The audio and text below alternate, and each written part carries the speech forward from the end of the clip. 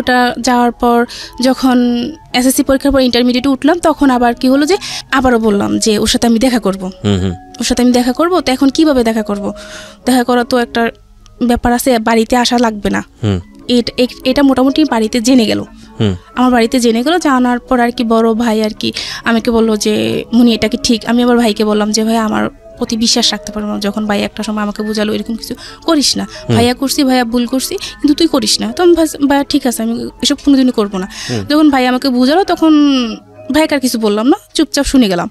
এখন 2010 সালে ওর সাথে আমার দেখা করতে হবে। যখন ইন্টারমিডিয়েটে পড়তেছি তখন বললাম যে ওর সাথে আমি দেখা করবো, ওকে ফোন দিলাম। তো ফোন দেওয়ার পর একটা জায়গা সিলেক্ট করা হলো যে এখানে দেখা করব। দেখার পর তো ও আমাকে আসার আগে বললো যে আমি তোমাকে দেখা করব, তবে আমি তোমার কাছে একটা জিনিস চাইবো, তুমি কি সেটা দিবা? ও তখন নারায়ণগঞ্জে, কি নাম ছিল ছেলেটা? নাসির। হ্যাঁ নাসির। তখন বললো যে আমি তোমার সাথে দেখা করব, তুমি কি সেটা দিবা? তো বললাম যে কি? তো বললো যে আমি তোমাকে একটা কিস করব।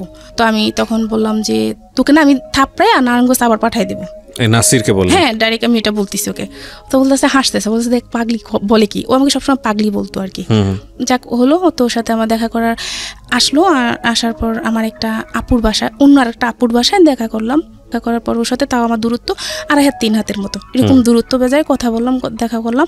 করার পর ও চলে আসলো নারায়ণগঞ্জে, আমি চলে গেলাম বাসায়। তো তারপরে সে ফোন দিল আমাকে, ফোন দিয়ে বললো যে জানো আমি তোমাকে চাইলে কিছু করতে পারতাম, চাইলে তোমাকে একটা কিস করতে পারতাম, কেন করিনি জানো? বললাম যে কেন? যে আমি যদি তোমাকে এখন একটা কিস করি তাহলে এখানে সব কিছু শেষ।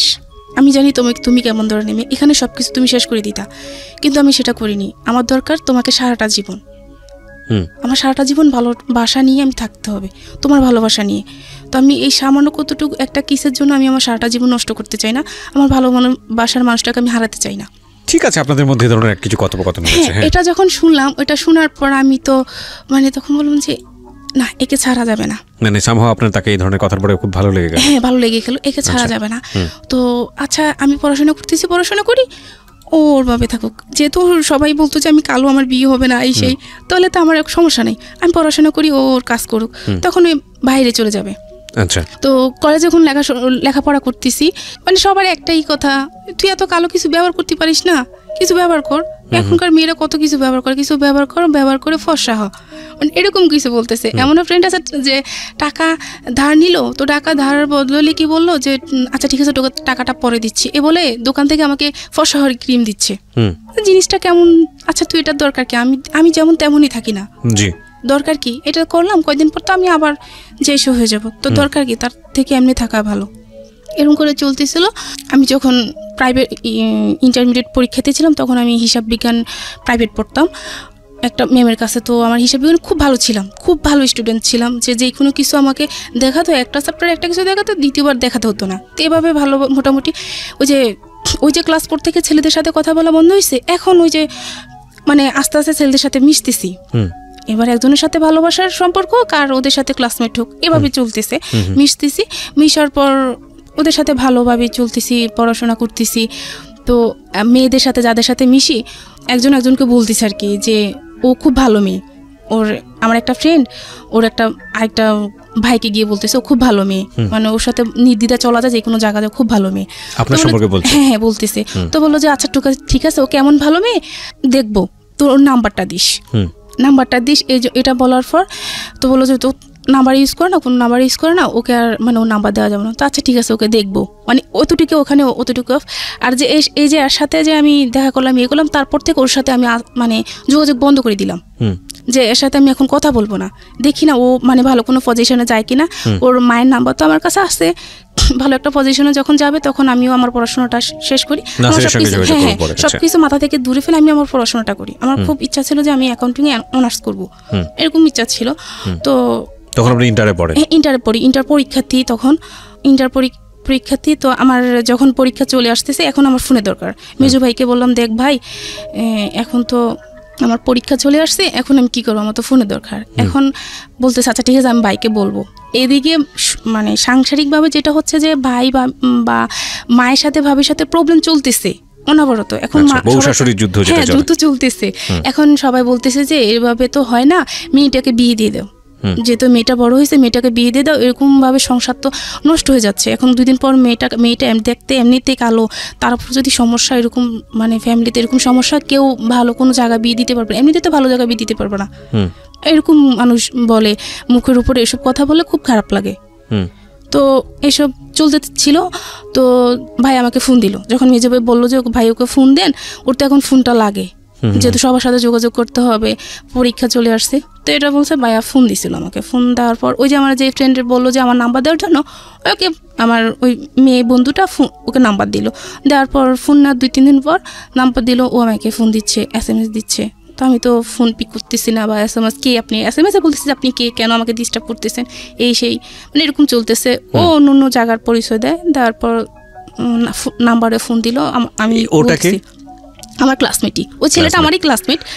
আপনাকে আমি ওকে দেখিও না, চিনিও না কোনোদিনও। আচ্ছা, কিন্তু ও ওই নাম্বারটা নিয়েছে। হ্যাঁ, ওর একটা বোন থেকে আর কি, ও আমাদের সাথে পড়তো।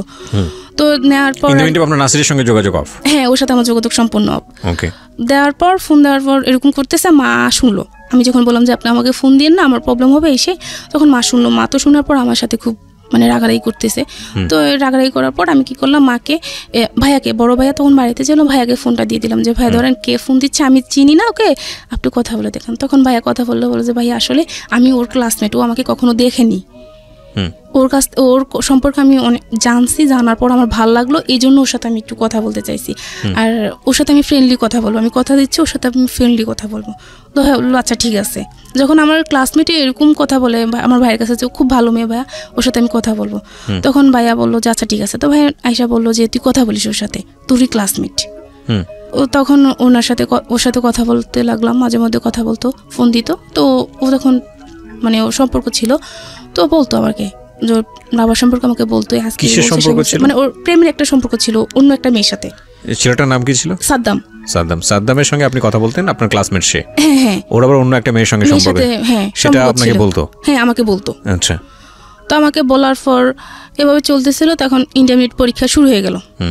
আমি যখন আবার মানে প্রাইভেট পড়তাম না, তখন আবার মানে ক্লাসমেট একজনকে জিজ্ঞাসা করে না যে তুই ইন্টারমিডিয়েটের পরে কোথায় অ্যাডমিশন নিবি, একজনকে বলে না। তো আমি তখন বলতাম যে আমি কুমিল্লাতে বা ঢাকাতে অন্য কোনো জায়গায় পড়াশোনা করব, অ্যাটলিস্ট এখানে পড়াশোনা করব না, কুমিল্লা ভালো কোনো কাম দিলাম, একটা হাসি দিলাম, মানে অতটুকুই চলে আসলাম। তো ওখানে ওই হাসিটা দেখাটা ওনাদের পছন্দ হয়েছে।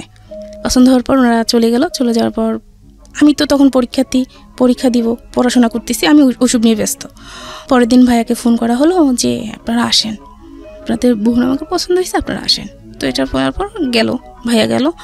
যাওয়ার পর ভাইয়া ছেলের নাম জানলো, পরিচয় জানলো, সে কোথায় থাকে এতটুকু জানলো। জানার পর ভাইয়া যখন সবাইকে বললো যে এরকম ভাইয়ার ফ্রেন্ড সার্কেল আমাদের গ্রামের পাশাপাশি, তো ফ্রেন্ড সার্কেল জানানোর পর সবাই বললো যে হ্যাঁ ছেলে খুব ভালো, আর দেখতে মাশাআল্লাহ অনেক স্মার্ট, অতটুকুই মানে সবার পছন্দ হয়েছে। এবার ছেলে তাদের ফ্যামিলির ব্যাকগ্রাউন্ড কি, সে পড়াশোনা কতটুকু করছে, এটা দেখার বিষয় না কারো। ছেলে দেখতে ভালো। আর মামাকে, আমার বড় মামাকে জানানো হলো। তো আমার বড় মামা তো আমাদের ফ্যামিলি সব কিছু, আমাদের এই যে ফ্যামিলিতে যত কিছু হোক, বড় মামা আমাদের অনেক হেল্প করছে। আমাদের এখানে এতটুকু আজকে এখানে আসার পেছনে তো বড় মামা, এরকম আর কি। মামাকে বললো, মামাও বললো না ছেলে খুব ভালো, মানে মামা বলছে কোনো সমস্যা নেই, রাজি হয়ে যা। তো সবার চিন্তাধারা এটা ছিল, বাড়িতে কি আছে না আছে সেটা দেখার বিষয় না, বিয়ের পর তুমি কে ঢাকা রাখবে। রাজি হয়ে গেল সবাই। তো ভাই দেখে আসলো। পরের দিন আমি আমার ইকোনমিক্স পরীক্ষা চলতেছিলাম, পরীক্ষার জন্য আমি মানে প্রস্তুতি নিতেছি যে আমি পরীক্ষা দিতে যাব। তখন ভাইয়া বললো যে মেহমান আসবে, পরে যাস। তখন বিকালবেলা পরীক্ষা ছিল আমার, যে মেহমান আসবে পরে যাস। তো কি মেহমান আসবে? পরে বললো যে, পরে মা বললো তোকে দেখতে আসবে, ভাবি বলে দেখতে আসবে, পরে যাস। তো আচ্ছা ঠিক আছে। তো ওনারা আসলো, ওনাদের সামনে নেওয়া হলো। ওনারা দেখলো আমাকে, শাড়ি পরিয়ে দেখলো, 3 পিস খুলে দেখলো, মানে যে 3 পিস পরিয়ে দেখলো, যেভাবে ইচ্ছা ওনারা দেখলো, আমাকে হাঁটালো, কথা বললো, ওনাদের সাথে খাওয়ালো, সব কিছু হলো। হওয়ার পর আমি পরীক্ষা দিতে চলে গেলাম, আর এদিক দিয়ে ওনারা থেকে গেলো আমাদের বাসায়। থাকার পর ওনারা কথা সব কিছু ফাইনাল করলো। দিনটা ছিল সোমবার, যে বুধবার দিন ছেলে আসবে, মেয়ে যেহেতু এখন পরীক্ষা, তো কাবিনটা হয়ে যাবে। তারপর যার বাড়ি শেষে এতটুকু পরীক্ষার পর আর কি আমরা অনুষ্ঠান করব, অনুষ্ঠান করে আমরা বউ নিব, অতটুকু কথা শেষ। আমি বাড়িতে আসলাম। আপনি তো বুঝতে পারছিলেন যে আপনার বিয়েটা হয়ে যাচ্ছে? না, তখনও জানি না, মানে এত কিছু হচ্ছে, আপনি বাড়ির ছেলের সামনে যাচ্ছেন, হাসি দিয়ে চলে আসতেছেন, এটা তো বোঝাই যাচ্ছে যে কিছু একটা হচ্ছে। না আমি তখন বুঝতে পারি না যে বিয়ে হবে আমার, মানে ওই তারপর মূলত ওই আপনার মা যে আপনার ফোনে একটা কনভারসেশন শুনেছিল যে আপনি ফোন দিয়ে না, আমার বাসায় ডিস্টার্ব হবে, এরপর থেকে আপনার ফ্যামিলি অনেক সিরিয়াস হয়ে গেছে যেভাবে হোক। এটা না তাহলে ওই যে আমি নাসিরের সাথে দেখা করছি, ওটা শোনার 15 দিন পরে এই ঘটনাগুলো হচ্ছে। আচ্ছা, তার মানে এই ঘটনার প্রেক্ষিতেই আপনার ফ্যামিলি চিন্তা করেছে বিয়ে শাদী দিয়ে দিই, তারপরে যা হওয়ার হবে। হ্যাঁ, আর ফ্যামিলি তো যে দুর্যোগ চলতেছে, বর্ষাশুর যুদ্ধ, বুঝতে পেরেছি, বলেন। এইসব নিয়ে তো মানে মেয়েটাকে বিয়ে দিয়ে দিলে ভালো হবে, এরপরে ছোট একটা মেয়ে আছে, ওটাকে পরে দেখা যাবে, এরকম কিছু আর কি। তখন আমি কলেজ থেকে আসলাম, পরীক্ষা দিয়ে আসার পর আর কি শুনলাম যে আমার বিয়ে ঠিক হয়েছে, বুধবার দিন বিয়ে হবে। আচ্ছা, মানে তখন তো আমি মানে কি করব বুঝতে পারতেছি না, যে হঠাৎ করে এটা কি, আর ওটা তো বলতে পারতেছি না। এখন তো বুঝতে পারলাম ওটা শোনার পরে এরকম হলো, আর ওটা কাউকে কিছু বলতে পারতেছি না, মেনে নিলাম যা কপালে যা আছে তাই হবে, আর কোনো সিনক্রেট করিনি। না করার পর তখন কি হলো, বুধবারে ওরা আসলো, এখন আসার পর আর কি ওরা দেখলো, এখন আবার দেখবে, বিয়ে হবে আগে দেখবে, ছেলে দেখবে। তারা কিন্তু ছেলে দেখে নাই, ওর মা আর ওর বোন, ওর ভাই দেখলো আমাকে, কিন্তু ও দেখলো না। এখন ও আসলো, ও দেখলো। আপনি ছেলে দেখেছেন ওই সময়টাতে? না, আপনি না, ওকে আমি তখনও দেখিনি। আচ্ছা, দেখলো, দেখার পর বললো যে আচ্ছা আমার তো মেয়ে পছন্দ হয়েছে, আজকে ওর সবকিছু থাকুক, মানে আমাদের ভালো একটা আয়োজন করা হয়েছে, সবাই জানলো যে মানে ওর বিয়ে, নিপার বিয়ে, সবাই জানে এটা, সবাইকে মোটামুটি দাওয়াত দেওয়া হয়েছে, ছোটখাটো অনুষ্ঠান যাকে বলা হয় আর কি, মোটামুটি সবাই জানলো যে আমার বিয়ে আজকে। তো তখন বললো যে আমার মেয়ে পছন্দ হয়েছে, আচ্ছা এটা তো আমাদের বাবা চাচা কাউকে আনেনি, শুধু ও আসলো ওর কোনো কয়টা ফ্রেন্ড নিয়ে, তখন সবার মনে খটকা লাগলো, কিছু নিয়ে আসেনি, একটা বিয়ে করতে আসবে, একটা শাড়ি তো নিয়ে আসবে, কিছু নিয়ে আসেনি। তো তখন সবার মনে একটা খটকা লাগলো, লাগার পর আর কি ওর যেটা হলো যে আমাকে ওর পছন্দ হয়নি। মানে বুঝলাম না ঠিক, আপনাকে দেখে পছন্দই করলো, আবার পছন্দ হয়নি বলতে? মানে ওর ফ্যামিলি পছন্দ করলো, ও এটা বললো আর কি, মিথ্যা বললো। তারপর মেয়ে পছন্দ হচ্ছে, আমি আগামীকাল আমার বাবাকে পাঠাবো, আমার কাকাকে পাঠাবো, পাঠিয়ে তারপর মানে বিয়ে ডেট ফিক্সড করবো। আচ্ছা, এটা বলে ও চলে গেল। এখন তো সবাই মোটামুটি বুঝতে পারলো যে কিছু একটা সমস্যা। পর ও ফোন দিয়ে বললো যে এরকম এরকম, এখন না বিয়েটা পরে, ওকে টেনশন করতে বলেন না, ওকে পড়াশোনা করতে বলেন। তো ওকে বিভিন্ন জন ভাইয়ের বিভিন্ন ফ্রেন্ড সার্কেলে এসে মানে বিভিন্ন মানুষ বুঝালো, বা ওদের বাড়ি থেকে যখন ওদের বাড়িতে গেলাম তখন শুনতে পেলাম আর কি, আমার শাশুড়ি টাশুড়ি সবাই বুঝালো যে মেয়েটা ভালো, দেখ কিচ্ছু হবে না, বিয়ে কর, কি হয়েছে, কালো হয়েছে, তাতে কি, কিছু হবে না। এটা করে ওকে বোঝানো হলো। বোঝানোর পর পরের দিন বৃহস্পতিবার ও আবার ভাইয়ের সাথে মিট করলো যে আপনি আসেন, আপনার সাথে দেখা করবো। তো দেখা করার পর আবার বিয়ে ঠিক করলো শুক্রবার দিন আবার বিয়ে ঠিক করলো। এখন তার কিছু করা নাই, তখন ডিসিশন নিলাম যে আর মানে বিয়ে কারোর সামনে যাব না, পড়াশোনা করব। মাকে বলে দিলাম কারোর সামনে আমাকে নেবেন না, এটা খারাপ, জিনিসটা যে কত খারাপ হয়েছে, মানে মাকে বললাম যে বুঝতে পারছেন যে আমার বিয়ে ঠিক হয়েছে, বিয়েটা ভেঙে গেছে, গ্রামের বাড়িতে জিনিসটা অনেক খারাপ জিনিস, তো আমার আর দরকার নেই, আমি আর বিয়ে করবো না, আমি পড়াশোনা করবো। যখন আবার বিয়েটা ঠিক হলো, দ্বিতীয়বার আমি কিছু বলতে পারলাম না, চুপচাপ বিয়েটা করে ফেললাম। শুক্রবার দিন বিয়েটা হয়ে গেল। দ্বিতীয়বার বিয়ে ঠিক হয়েছে কিভাবে? মানে একজনের সাথে ফার্স্টের দিন বুধবার দিন বিয়ে হওয়ার কথা ছিল কিন্তু হয়নি, আবার শুক্রবার দিন ও নিজেই ঠিক করলো ভাইয়ের সাথে এসে যে আচ্ছা ঠিক আছে আমরা আগামীকাল যাব, বিয়ে হবে। মানে ছেলেটা আবার রাজি হয়েছে? হ্যাঁ, আবার রাজি হলো। ওকে বিভিন্ন সবাই নাকি নাম কি ছিল? ওর নাম ছিল ফাহিম। হ্যাঁ, ওকে। বিয়ে হওয়ার পর যখন আমাকে আর ওদের বাড়িতে না হয় না, আমাদের বাড়িতে রাখলো, যেহেতু পরীক্ষা, তো ওকে আর আমাকে একটা ঘরে দেওয়া হলো। দেওয়ার পর ওকে আমি দেখলাম, ওকে দেখার পর তো আমি মানে পুরো প্রেমে পড়ে গেলাম। আসলে অনেক সুন্দর ছিল, মানে ও হিসাবে আমি কিছুই না, মানে এতটা সুন্দর ছিল, কথা বলতেছে। তো একটা জিনিস খেয়াল করলাম যে সে আমার দিকে একটাবারও তাকায়নি। আচ্ছা, তখন অনেকটা খারাপ লাগলো যে সে আমার দিকে একটাবারও তাকায়নি। একটা মেয়ের কত চিন্তাধারা থাকে, একটা মেয়ে না সবাই একটা চিন্তাধারা থাকে যে বিয়ের পর বাসরঘরটা হবে অন্যরকম চিন্তাধারা থাকে। তো আমি দেখলাম যে আমার হাজবেন্ডটা আমার দিকে একবারও তাকায়নি আমার দিকে। না তাকানোর ফলে আমি আর কিছু বলিনি। ও কথা বলতেছে, বুঝাচ্ছে যে বিয়ে মানে কি, এই সেই একটা বিয়ে সম্পর্কে বিভিন্ন ধরনের কথা বোঝাচ্ছে, কিন্তু ও আমার দিকে শুধু চোখ বন্ধ করে কথা বলতেছে, একটাবারও আমার দিকে তাকায়নি। আচ্ছা, না তাকানোর পরে তো রাতে মানে যখন ঘুমাতে গেলাম, আমি ওর হাতের বাম পাশে ছিলাম। তো রাতে খেয়াল করলাম যে ও আমার বাম পাশ থেকে ডান মানে আমার ও পাশ হলো গিয়ে মানে সিগারেট বাসরাতে। তো এটা দেখার পর তো পুরো আমি শকড যে বিয়ের রাতে হাজবেন্ড একটা বার আমার দিকে তাকালো না, এখন সে সিগারেট খাচ্ছে, মানে জিনিসটা কেমন? এরকম রাত্রে দুইটা খেলো, তো খাওয়ার পর খুব খারাপ লাগলো যে আল্লাহ জানি কপালে কি আছে। তারপর আর কাউকে কিছু বলিনি। বলার পর পরের দিন ও আমাদের বাড়িতে ছিল, থাকার পর ওর একটা ফ্রেন্ড নাকি আমাদের বাড়িতে আসতে চাইছিল যে তোর শ্বশুরবাড়িতে যাব। তো বললো যে আমার শ্বশুরবাড়িতে যাবি কি, আমার নিজেরও তো মন ঠিক না, আমার নিজের তো বউ পছন্দ হয়নি। সে সেটা তার ফ্রেন্ডকে বললো, এটা সে আমাকেও বললো। তো আমাকে বলার পর আমি আড়ালে দাঁড়ায় কান্না করতেছি যে কি হলো কপালে। তো কান্না করতেছি, ভাবি দেখলো কি হলো, ভাবি এরকম উনি এই কথা বলে।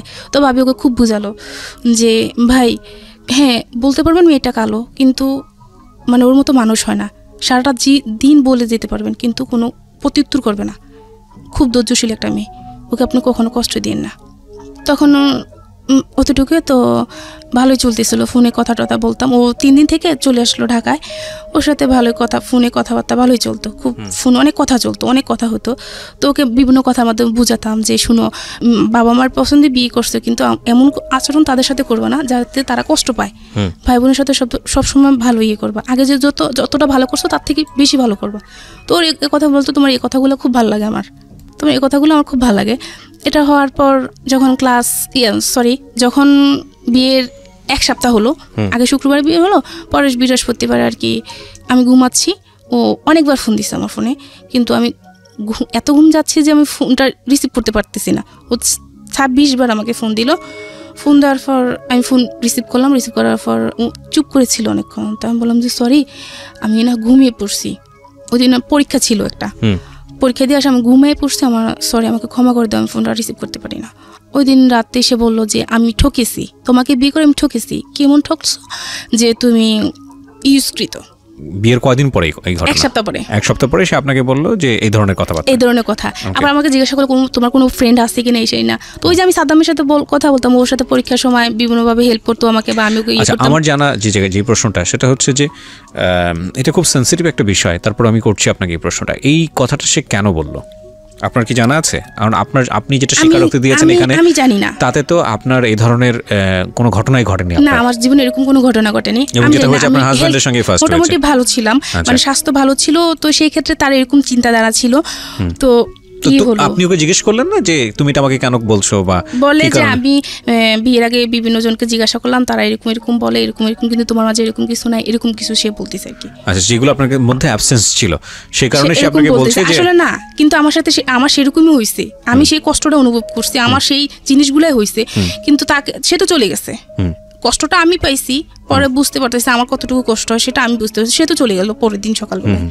আমি তো সামহাউ সে আপনার মুভমেন্ট বা সবকিছু মিলিয়ে সে যেটা গেস করেছে যে আপনার বিয়ের আগে অন্য কারোর সঙ্গে সম্পর্ক ছিল, শারীরিক সম্পর্ক ছিল, সেটা একটা বিষয়। খুব সামাজিকতার জায়গা থেকে আমরা এই বিষয়গুলো নিয়ে কথা বলি না, আমাদের সমাজে এগুলো এক ধরনের ট্যাবু মনে করা হয়। কিন্তু একটা মেয়ের সংসার জীবন শেষ হয়ে যাওয়ার জন্যে ভয়ঙ্কর রকমভাবে এটা কিন্তু খুব সেন্সিটিভ একটা বিষয়। আপনারা আপনাদের জায়গা থেকে বিষয়টাকে বোঝার চেষ্টা করবেন। আমি জানি যে আজকে যারা জীবন গল্প শুনছেন তারা প্রত্যেকেই নিজের জায়গাটা থেকে আজকের এই ঘটনাগুলোকে হয়তো নিজের জীবনের সাথে রিলেট করতে পারবেন। তারপর কি হলো, আমাকে এগুলো যখন বললো তখন আমি খুব কান্নাকাটি করলাম যে শুনো, এরকম কিছুই না, তুমি একটাবার বিশ্বাস করো আমাকে, বুঝে তোমাকে আমি জীবনে বিশ্বাস করবো না। এগুলো বলার পর কি হলো, আমার পরীক্ষা শেষ হয়ে গেল। পরীক্ষা শেষ হওয়ার পর ওই যে ওর সাথে আমার চলতেছে, কথাবার্তা চলতেছে, মাঝে মাঝে ঝগড়া হচ্ছে, আর ফ্যামিলিতে ওর ফ্যামিলিতে খুব রাগ ভিড় করতেছে যে এরকম একটা মেয়ে আমার জন্য আনছেন, এত কালো মেয়ে, আমি সমাজে যেতে পারবো না, এই না সেটা খুব তাদেরকেও প্রেশারে রাখতো, আমাকেও রাখতো, ঝগড়া আমাদের সাথেও করতো, তাদের সাথেও করতো। এরকম করতে করতে পরে আমার পরীক্ষা শেষ হওয়ার পর এখন অনুষ্ঠান হবে, তো বললো যে আর কয়দিন পরে যাই। আমি বলি যে কয়দিন বাড়িতে থেকে কি করব, শ্বশুর বাড়ি থেকে কেউ আসা হুট করে নিয়ে যাবে, কিন্তু কোনো অনুষ্ঠান হবে না, এটা কোনো কথা হলো? আমার বিয়ে হলো, কিছু হবে না, এটা কি কেমন না? আমি ফ্যামিলিতে বড় মেয়ে, তো তার থেকে পরে আমি ঢাকায় চলে যাই। আচ্ছা, মামার বাসায় গিয়ে বেড়াই, ওখানে চলে যাই। ওখানে গেলাম, ঢাকা চলে আসলাম। আসার পর ও আর মামার বাসা পাশাপাশি, যেতাম ওর কাছে, মানে এরকম হতো, তারপরও যেতাম ওর সাথে, আমার সাথে এমনিতে সবকিছু চলতেছে, কিন্তু এগুলো সে বলে যাবে। আচ্ছা, বিভিন্ন কলেজের নাম ধরে বলতো যে এইসব মেয়েরা যে খারাপ তুমি জানো? না, আমি কিভাবে জানবো? বলতো, মানে ও বিভিন্ন বিকৃতভাবে কথা বলতো। তো আমি বলতেছি তুমি এগুলো কি বলো, আমি তো এগুলো জানি না। বলছে হ্যাঁ, তুমি ঢং করো না, তুমি এগুলো সবই জানো, তুমি ঢং করো না, তুমি এগুলো সবই জানো। তো বলার পর আমি মানে কি করবো বুঝতে পারতেছি না, এগুলো নিয়ে প্রতিনিয়ত সমস্যা হচ্ছে, কাউকে বলতেও পারতেছি না। তো সে আমার একটা শারীরিক একটা দিক তুলে বললো, তোমার এটা এরকম, কিন্তু একটা মানুষের এরকম না, তো আমি বললাম হ্যাঁ লাইক এগুলো কি চলতেছে, আমি তো জানি আমি কিরকম। মানে এই বিষয়গুলো নিয়ে আপনি কোনো কথাই বলতেন না? হ্যাঁ, কাউকে কিছু বলতাম না। তো আমি বলার পর যখন ঢাকায় আসলাম, ঢাকায় আসার পর আমি আমার ছোট আন্টির বাসায় গেলাম। ছোট আন্টির বাসায় যাওয়ার পর আমি ছোট আন্টির কাছে শেয়ার করলাম জিনিসটা, যে আন্টি ও তো এরকম এরকম করতেছে, আমি কি করব? আন্টি আপনি কি দেখবেন আমাকে? মানে উপায় না পেয়ে তখন আন্টিকে বললাম আপনি আমাকে দেখবেন আমাকে, যে আমার আসলে প্রবলেম কি, আসলে মেয়েদের কি এরকম কিনা। ইটস ভেরি ডিফিকাল্ট একটা সিচুয়েশন প্রত্যেকটা মেয়ের জীবনেই। এগুলো নিয়ে মানুষের মধ্যে কথা বলাটাও খুব ডিফিকাল্ট এবং খুব ভয়ঙ্কর রকমের মানে সাংসারিক অবস্থা দাঁড়ায় এই সিচুয়েশনগুলোর ক্ষেত্রে। যাই হোক, এই মেয়েটির ক্ষেত্রে কি হয়েছে আমরা জানি না। তারপরে কি হলো? তখন আন্টিকে আমি সব কিছু খুলে দেখালাম, যে আন্টি দেখেন যে আমি আসলে ভালো কিনা, আমি আসলে সত্যি ভালো মেয়ে কিনা, আমি আন্টি আমার সাথে তো এরকম কিছু হয়নি। তখন আন্টি বললো যে না তুই সম্পূর্ণ ভালো, তাকে হয়তো বা কেউ ভুল বুঝাইছে, সে হয়তো বা কারো কাছ থেকে ভুল কিছু শুনছে। লেখাপড়া করা সে কিন্তু লেখাপড়া করতো না, করেনি, সে ক্লাস না অনেক লেখাপড়া করা, অনেক পাস করা ছেলের মধ্যে এই ধরনের 5 পর্যন্ত পড়াশোনা করছে। এখন এরকম হওয়ার পর আমি তখন অনুষ্ঠান দিন নির্ধারিত করা হলো যে অনুষ্ঠান ঈদের পর অনুষ্ঠান করবে। তো তারপর অনুষ্ঠান হলো, অনুষ্ঠান হওয়ার পর ওদের বাড়িতে আমাকে নেওয়া হলো। নেওয়ার পর তো গিয়ে ওখানে গিয়ে তো প্রতিদিন আপনাকে চার্জ করতে এরকম যে তোমার কার সাথে সম্পর্ক ছিল আমাকে বলো? হ্যাঁ, মাঝে মধ্যে এরকম করতো। আচ্ছা, কয়েকদিন পর পর, কয়েকদিন ভালো থাকতো, কয়েকদিন পর পর এগুলো নিয়ে ঝগড়া হতো। তো অনুষ্ঠান করে ওদের বাড়িতে না হলো, ওদের বাড়িতে নেওয়ার পর তো ওদের বাড়িতে গিয়ে তো মানে আমি তো পুরা। আপনি উল্টো তাকে জিজ্ঞেস করতেন না যে তুমি? হ্যাঁ, একদিন বলছিলাম আমি, তুমি যে আমাকে জিজ্ঞেস করছো তার মানে তুমিও নিশ্চয়ই এরকম। হ্যাঁ, একদিন আমি বলেছিলাম এটা, যে তুমি যে আমার এরকম করতেছো, যে ভালো হয় সে ভালো মানুষকে বিশ্বাস, খারাপ মানুষকে বলে যে সে ভালো, যে ভালো সে সবাইকে ভালো মনে করে, এটাই স্বাভাবিক। খারাপ হয় সে সবাইকে খারাপ। তারপর কি হলো? বলে যে না আমি এরকম কিছু না, তুই খারাপ। এটা সে বললো। আচ্ছা, এই ধরনের কনফিউশন থাকলে আমি যেটা বলি যে সবাই একটু পড়াশোনা করেন।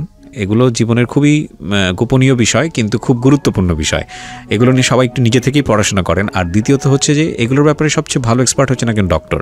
So if you have any confusion in your personal life, then go to a doctor. ডক্টরের সাথে গিয়ে বিষয়টা নিয়ে কথা বলেন। এবং আমার মনে হয় যে বৈবাহিক জীবনে যদি এটা অ্যারেঞ্জ ম্যারেজ হয়ে থাকে, হ্যাঁ, তাহলে যেদিন থেকে বিয়ে করছেন এদিক থেকেই আপনার জীবনটা শুরু হচ্ছে। তার আগে কে কি করেছে না করেছে সেগুলো নিয়ে টানা হ্যাচড়ার হিসাব যদি আপনার করতে হয়, তাহলে সেটা বিয়ের আগে আপনি করেন। বিয়ের পরে গিয়ে আপনি হিসাবগুলো নিয়ে কেন টানা হ্যাচড়া করবেন? নিজের জীবনটাই মানে অসুন্দর হয়ে যায়, নিজের জীবনটা অনেক বেশি কঠিনের মধ্যে পড়ে যায়। বলেন তারপর হলো কি, ওদের বাড়িতে গিয়ে আমার মানে ওদের চাল চলন, আচার আচরণ, মানে আমার কিছু ভালো লাগতেছে না। এরকম মানে একটা অজপাড়া গায়, মানে যে আগের সেই অনেক আগের যেই নিয়ম কানুন সেরকম আর কি, কেমন গালাগালি, কেমন চিৎকার চেঁচামেচি, মানে এরকম অসহ্যকর ব্যাপারটা, অসহ্যকর লাগতো। ওখানে ছিল না, অনুষ্ঠানের সময় ছিল না, এই কারণে আর কি আরো বেশি কথা শুনতে হইতো যে কেমন ফ্যামিলি, এই সেই বড় বউ ছিল না, এটা নিয়ে মানে ভালো ননদ বলতে একভাবে, শাশুড়ি বলতে একভাবে, যে যা ভাবে যেভাবে পারতো বলতো, আমি শুনে যেতাম, জাস্ট শুনে যেতাম, ওকে কিছু বলতাম না।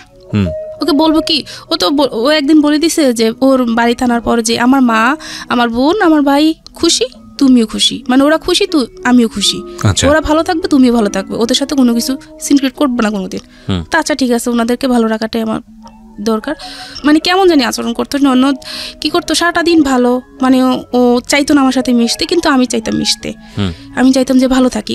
ফ্যামিলিতে আমরা কয়েকটা মানুষ, সবাই যদি ভালোভাবে না থাকে তাহলে কিভাবে হয়, ভালোভাবে চলতে চাইতাম, কিন্তু মানে ও কি এরকম জানি একটা আচরণ করতো আমার সাথে। তার কারণ পরে জানতে পারলাম যে ও যে আমার হাজবেন্ড ওদের সাথে রাত ভিপ করতো, যে এরকম একটা মেয়ে আমাকে দিলেন, এত এরকম মানে এরকম ভাবতো। তো ওদের বাড়িতে গিয়ে দেখা গেল কি, আমরা কখনো পুকুরে গোসল করিনি, কখনো পুকুরে গোসল করিনি। তো ওদের ওখানে গিয়ে গোসল করতো, তো খোলামেলা জায়গায় গোসল করা হতো, মানে এটা আমি নিতে পারতাম না, এটা মানে কিভাবে সম্ভব, এগুলো পারি না। বা বাড়িতে বাথরুম বাসায় আছে, ঘরের কাছে আছে, কিন্তু ওদের অনেকটা দূরে যেতে হতো, মানে এগুলো আমি পারতেছি না, এগুলো মানায় নিতে আমার খুব কষ্ট হচ্ছে, খুব কান্নাকাটি করতাম আমি, কিন্তু কাউকে কিছু বলতাম না যে আমি কেন কাঁদি। আমাদের বাড়িতে আসলে যখন চলে আসতাম তখন মানে চিৎকার করে কাঁদতাম না, শুধু চোখের পানি ফেলতাম, আর আয়সা মানে রুমের ভিতর বসে বসে কান্না করতাম, যে মানে কি হচ্ছে এটা। তো এরকম হওয়ার পর চলতে থাকার পর আমার একটা প্রবলেম ছিল, সেটা হচ্ছে যে মানে মেনস্ট্রুয়েশনের সমস্যা ছিল আর কি, ঠিক মতন আর হতো না। তো এই জন্য আমি একটা ডাক্তারের কাছে গেলাম, মোটামুটি তখন এই যে আমার হাজব্যান্ড এরকম করতেছে, তাই আমি মোটামুটি একটু চিন্তা করতাম, এরকম করতে করতে মোটামুটি আমি অসুস্থ হয়ে যাচ্ছি। তো আমার যে ওই সমস্যাটা ছিল, তো এই জন্য আমি একটা ডাক্তারের কাছে গেলাম, আমাদের ওখানে ডাক্তারের কাছে গেলাম। আর যাওয়ার পর তখন আর ওই জিনিসটা মনে পড়লো যে আমার হাজব্যান্ড যে এটা বলো আমাকে, আমি ডাক্তারের কাছে কিছু বলবো, মহিলা না পুরুষ ডাক্তারই। আচ্ছা, তখন আমি মানে কিভাবে বলবো আমি একটা মেয়ে কিভাবে বলবো, মানে অনেক সংকোচ করে তারপর বললাম যে না, আমাকে বলতে হবে, আমার হাজব্যান্ডের কে নিয়ে চলতে হবে আমাকে। এর মধ্যে কিন্তু ওকে আমি অনেক ভালোবেসে ফেলছি, আমার হাজব্যান্ডকে অনেক ভালোবেসে ফেলছি। তো আমি কি করলাম, ডাক্তারকে বললাম আর কি। তো ডাক্তার বুঝতে পারেনি, তখন আমি একটা কাগজে কলমে এঁকে তাকে দেখালাম যে এরকম কি না। তো তখন উনি বললো যে এটা কি বলো, এটা তো সবারই এরকমই হয়, আর আমার ওয়াইফ আমি বিয়ে করছি, আমার ওয়াইফের তো একই অবস্থা, এটা তুমি কি বলো, মানে শরীরের অন্য দিক মানুষ ছোট বড় এরকম থাকে, এটা নিয়ে তো এরকম করার কিছু আসে যায় না। তখন উনি বললো যে তুমি কিসে পড়ো বা পড়াশোনা করছো কিনা। তখন আমি বললাম যে হ্যাঁ, আমি ইন্টার কমপ্লিট করছি, এখন ডিগ্রিতে অ্যাডমিশন নিবো, এরকম চিন্তাধারা আছে। ওর কিন্তু পড়ানোর ইচ্ছা ছিল আমার হাজবেন্ডের, যে তোমাকে আমি পড়াবো। আমাকে জিজ্ঞাসা করছে তুমি পড়বা কিনা, হ্যাঁ আমি পড়বো। তখন কি হলো, ও আমাকে পড়াবে, এখন ভর্তি হতে হবে। কোনো জায়গায় তো আমি কোচিং টোচিং করলাম না, কোনো জায়গায় পরীক্ষা দিতে পারবো না। তো আমি যে কলেজে পড়াশোনা করছি ওখানে আমি ডিগ্রিতে ভর্তি হয়ে যাই, ওইটা ভালো হবে। তো আমার চিন্তা ছিল ওখানে পড়াশোনা করবো। এখন আমার হাজবেন্ডকে আমি ওই যে আমার যে বিয়ের আগে যে ফ্রেন্ডটা ছিল, বললাম যে ওর সাথে আমি কথা বলছি, ভাইয়া বললো যে কথা বলিস, ওকে বললো আর কি তোমার কোনো ছেলে বন্ধু আছে কিনা, কলেজের মধ্যে মানুষ অনেক কিছু থাকে। হ্যাঁ, আমার একটা ফ্রেন্ড আছে, সে আমার ক্লাসমেট হলো আছে, ভাই হলো আছে, ফ্রেন্ড হলো আছে, খুব ভালো ছিল, খুব ভালো। ওকে পরিচয় করে দিলাম। তো পরিচয় ও আবার বললো যে নিপাত তো মানে ঢাকাতে বা কুমিল্লাতে এইসব কোনো জায়গা ভালো জায়গা পড়াশোনা করার ইচ্ছা আছে, ওকে ভর্তি করেন, ওখানে ভর্তি করেন, আমরাও পড়াশোনা করবো। ওইটা শোনার পর আমার হাজবেন্ডের মাথায় কাজ করতেছে, কেন ওই ছেলেটা বললো, এটা বলার পর তখন আমার হাজবেন্ড কি করলো, সরাসরি আমার বড় মামির কাছে ফোন দিল আমাকে পড়াশোনার ব্যাপারে, যে বড় মামি ওকে কি করব, ওকে তো তাহলে একটা কাজ করে ওকে কুমিল্লাতে ভর্তি করে দেই, আমার বড় মামিকে বলতেছে। তখন বড় মামি খুব রেগে গেল যে কেন কুমিল্লাতে ভর্তি করাবো তুমি ওকে, হয় ঢাকাতে ভর্তি করাবা, নয় যে কলেজে লেখাপড়া করছে ওখানে ভর্তি করাবা, তুমি কেন কুমিল্লাতে ভর্তি করাবা, এখনকার যুগ তো ভালো না, তুমি থাকবা ঢাকাতে, তোমার ফ্যামিলি থাকবে এক জায়গায়, ওর ফ্যামিলি থাকবে এক জায়গায়, ও থাকবে কুমিল্লাতে, এটা তো হয় না। ও যে অন্য কারোর সাথে চলে যাবে না, এটা তো কোনো কথা না, কারণ যেহেতু তুমি পড়াশোনা করো না, সে পড়াশোনা করতেছে, তখন ওর মাথায় অন্য কিছু কাজ করবে। আমার বড় মামি এটা বলতেছে, ওকে তুমি তোমার কাছে রাখো, আর না তুমি গ্রামে পড়াও, যে কোনো একটা করো, ওকে এভাবে দেওয়া ঠিক হবে না। মামিও আমি দিক থেকে এটা বললো, তো আমিও চিন্তা করলাম যে হ্যাঁ এটাই ঠিক। তো আমি বললাম যে আচ্ছা, আমি যে কলেজে পড়াশোনা করছি ওখানে ভর্তি হয়ে যাই। তো ওখানে ভর্তি করাবা না, ওদের ওখানে একটা কলেজে আমাকে মানে চাপ করতেছে, ওখানে ভর্তি হয়ে যাও। বাবাকে বললো যে দেখেন ও আমার বাড়িতে থাকতে হবে, আমি যে ওকে এখন ঢাকা আনতে পারবো না, আমার একটু প্রবলেম, তো একটা কাজ করেন, ওকে বললেন যে আমাদের ওখানে ভর্তি হইতে, সমস্যা কি, পড়াশোনা করলে কিছু সার্টিফিকেট তো একই, মানে এত কিছু চিন্তা করি না, ও যা বললো তার কথাই ঠিক আছে, ভর্তি হয়ে গেলাম। ওখানে ভর্তি হয়ে গেলাম, ডিগ্রিটা অ্যাডমিশন নেওয়ার পর অতটুকু ভর্তি হওয়ার ডেট আমার যতটুকু ছিল তার আগে আমাকে ভর্তি করে দিয়েছে, যাতে আমি অন্য কোথাও ভর্তি না হতে পারি, মন মানসিকতা আমাদের চেঞ্জ না হয়, ওদের বাড়িতে আনার কিছুদিন পর আমাকে ভর্তি করা হয়। পড়াশোনা যখন আমি ভর্তি হয়ে গেলাম, তখন ওই ইয়েকে বললাম, আমি ওই ডাক্তারকে আমি তখন বলতেছি, ডাক্তার বললো যে তুমি কিসে পড়ো, তো বলছে এখান থেকে আমি ইন্টারমিডিয়েট কমপ্লিট করে আমি ওখানে ভর্তি হলাম। তো বলো তুমি তোমার হাজব্যান্ড কতটুকু পড়াশোনা করছে, তা আমি আসলে বলতে পারবো না, আমি আদৌ বলতে পারবো না সে কিসে পর্যন্ত পড়াশোনা করছে। একবার শুনি 10, একবার শুনি 5, একবার শুনি 8, এরকমই শুনে আসলাম। এটা আপনাকে কি জিজ্ঞেস করছে? জানি না, এটা আমাকে ওই ডাক্তারটা জিজ্ঞাসা করতেছে। কোন ডাক্তার? যে ডাক্তারের কাছে আমি গেলাম, আমি অসুস্থ হয়ে গেলাম, ওই যে আমার পিরিয়ডের সমস্যা ছিল, ওই ডাক্তারের কাছে গেলাম। তো তখন আমি ডাক্তারকে বললাম যে এরকম কোনো সমস্যা হয় কিনা। তো ডাক্তার তো আমাকে বলল যে আপনাকে জিজ্ঞেস করেছে আপনার হাজবেন্ড কিসে পড়ে। পরে বলল আসলে একটা কথা বললে ভালো হয়, এরকম মানে মন মানসিকতা মানুষের সাথে না থাকাটাই বেটার, এরকম চিন্তাধারা। আমি তো জানি এরকম কিছুই না, আমি ওদের বাড়িতে আসি বা আমাদের বাড়িতে থাকি, এরকমভাবে চলতে থাকার পর 2013 সালের লাস্টের দিকে কি হলো, আমার নাক গলা প্রচুর ঠান্ডা লাগতো, প্রচুর ঠান্ডা লাগে থাকতো সবসময়, মানে গরম কি শীতকে প্রচুর ঠান্ডা লাগতো। পরে ডাক্তারের কাছে নেওয়ার পর জানতে পারলাম যে আমার মানে টনসিলের সমস্যা, আমার অপারেশন করতে হবে। এটা জানার পর আমার একটু মানে ভয় পাইতেছে, অপারেশন করতে হবে, এটা নিয়ে আমি খুব একটু কান্নাকাটি করলাম। ও তখন বুঝালো, ও কিন্তু এখন আমাকে সাপোর্ট করতেছে, সম্পর্ক কিন্তু ভালোই মানে চলতেছে, কিন্তু ওইগুলো কথাগুলো কিন্তু চলতেছে, কিন্তু সম্পর্ক ভালো চলতেছে। আমাদের এলাকাতে মানে সবাই বলতো যে নিপার হাজব্যান্ড খুব ভালো, এরকম ছেলেই হয় না। অনেকে বলতো যে এরকম একটা মানে ছেলে পাইলে আর মেয়েকে বিয়ে দিতে আর করবো না, দ্বিধা করবো না। অনেক আয়সা বলতো আমার সামনাসামনি, তো তখন আমি হাসতাম মনে মনে যে আমি জানি জিনিসটা মানে মানুষটা কিরকম সেটা আমি ভালো করে জানি। এটা তো আর কাউকে বলতে পারবো না। নিজের হাজব্যান্ডের সম্পর্কে তো মানুষকে আর বলা যায় না, যেহেতু আমি তার সাথে সারাটা জীবন থাকবো। তো যখন আমার নাক গলার সমস্যাটা হয়েছিল, হওয়ার পর এখন অপারেশন করাতে হবে, তো বললো যে হ্যাঁ অপারেশন ওকে করে ফেলবো। ও অপারেশনের জন্য সব কিছু ও নিজে অ্যারেঞ্জ করলো, আমার ফ্যামিলি থেকে কিছু মানে কিছু নেয়নি। যখন যেদিন অপারেশন করতে নিল আমাকে কুমিল্লাতে, মানে আমি দেখলাম যে আমার মা ছিল, আমার ননদ ছিল, ও ছিল, আমার সবার থেকে ও বেশি মানে উইক হয়ে গেল। এত খুব সুন্দরভাবে আমাকে বুঝাচ্ছে, মানে খুব ভালোবাসা দিয়ে, যেমনই তুমি ভয় পেও না, হ্যাঁ আমি থাকবো, আমরা অপারেশনের পর আমরা এই জায়গায় সেই জায়গায় ঘুরতে যাবো, খুব মানে ভালোবাসা দিচ্ছে আমাকে, বুঝাচ্ছে। মানে ওই জিনিসটা তার প্রতি আমাকে মানে খুব বেশি দুর্বল করে ফেলে, যে একটা সময় এরকম করে কিন্তু পরে সে আমাকে ভালোবাসা দিচ্ছে। তো দেওয়ার পর কি হলো, আমার অপারেশন করা হলো। অপারেশন করার পর মোটামুটি ভালো চলতেছে। চলার পর 14 সাল চলতেছে। একদিন আমাকে ফোন দিল ঢাকা আসার জন্য। বাড়িতে যেত না ঠিক মতো, বাড়িতে যেতে বলতে বছরে 3 বার যেত, গ্রামের বাড়িতে বছরে 3 বার যেত, আমাকে আনতো মাঝে মাঝে। তো একদিন ফোন দিল যে তুমি আসো, বাড়িতে আসো, ওই ঢাকায় আসো, আসলে বাড়িতে গেলে তো আমার অনেক খরচ, তুমি আসলে আমরা দুজন ভালোভাবে সময়টা কাটাতে পারবো, এটা ভালো হবে না? তুমি সে হ্যাঁ এটা তো ভালো হবে। এটা বলার পর আমি আসলাম, ঢাকায় আসলাম। ঢাকায় আসার পর বললো যে আমাদের বিয়ে তখন 3-4 বছর হয়ে গেল। তো বললো যে চলো আমরা করি, কোনো বেবি হচ্ছে না তখন।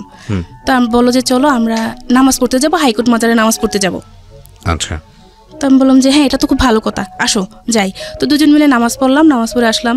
তো ও আমাকে বললো যে তুমি কিছু চাইওয়ালার কাছে, আমি কিছু চাইবো আল্লাহর কাছে। তো আমাকে বললো যে আমি বলবো না, কিন্তু তুমি বলতে হবে তুমি কি চাইছো আল্লাহর কাছে। তো এটা বলার পর আমি কি করলাম, যাক আসলাম, নামাজ পড়ে আসলাম। আসার পর এখন বাহিরে বসে একটা ফুচকা দোকানে বসলাম। বসার পর বললো যে তুমি কি চাইছো আল্লাহর কাছে। আমি বললাম যে বলবো। বলে কি? আমি একটা বেবি চাইছি আল্লাহর কাছে, যে আমার একটা বেবির দরকার, অনেকদিন তো হয়ে গেলে বিয়ে হলো, এখন আমার একটা বেবির দরকার। তো আর কিছু চাইতে পারলো না, তুমি বেবি চাইতে গেলা। তুমি চাইতে আমার যাতে ভালোভাবে ইনকাম করতে পারি, আমার টাকা পয়সা হোক, তারপরে তোমার বেবি। তোর মানে বেবি এখন নিতে পারবো না, আমার পক্ষে সম্ভব না এখন বেবি নেওয়া। বললো কি বললো এটা? পরে বলে যে শুনো আমি একটা কথা বলি, তুমি আমার কথাটা শোনো মনোযোগ দিয়ে, এটা করলে ভালো হবে আমাদের। তো বললাম কি? পরে বলে যে আমি তোমাকে ঢাকায় রাখার পর আমি তোমাকে বিভিন্ন হোটেলে দিয়ে আসার পর তোমায় মানে তুমি করে টাকা ইনকাম করবা।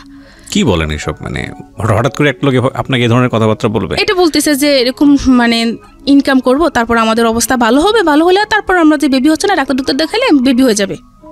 মানে এটা বিশ্বাস করার মতো কথা না, কিন্তু ঠিক এটাই করছে আমার সাথে। তো আমি বললাম যে কি বলো এটা? পরে বলে যে হ্যাঁ কিছু হবে না, এটা শুধু তোমার আর আমার মাঝে থাকবে।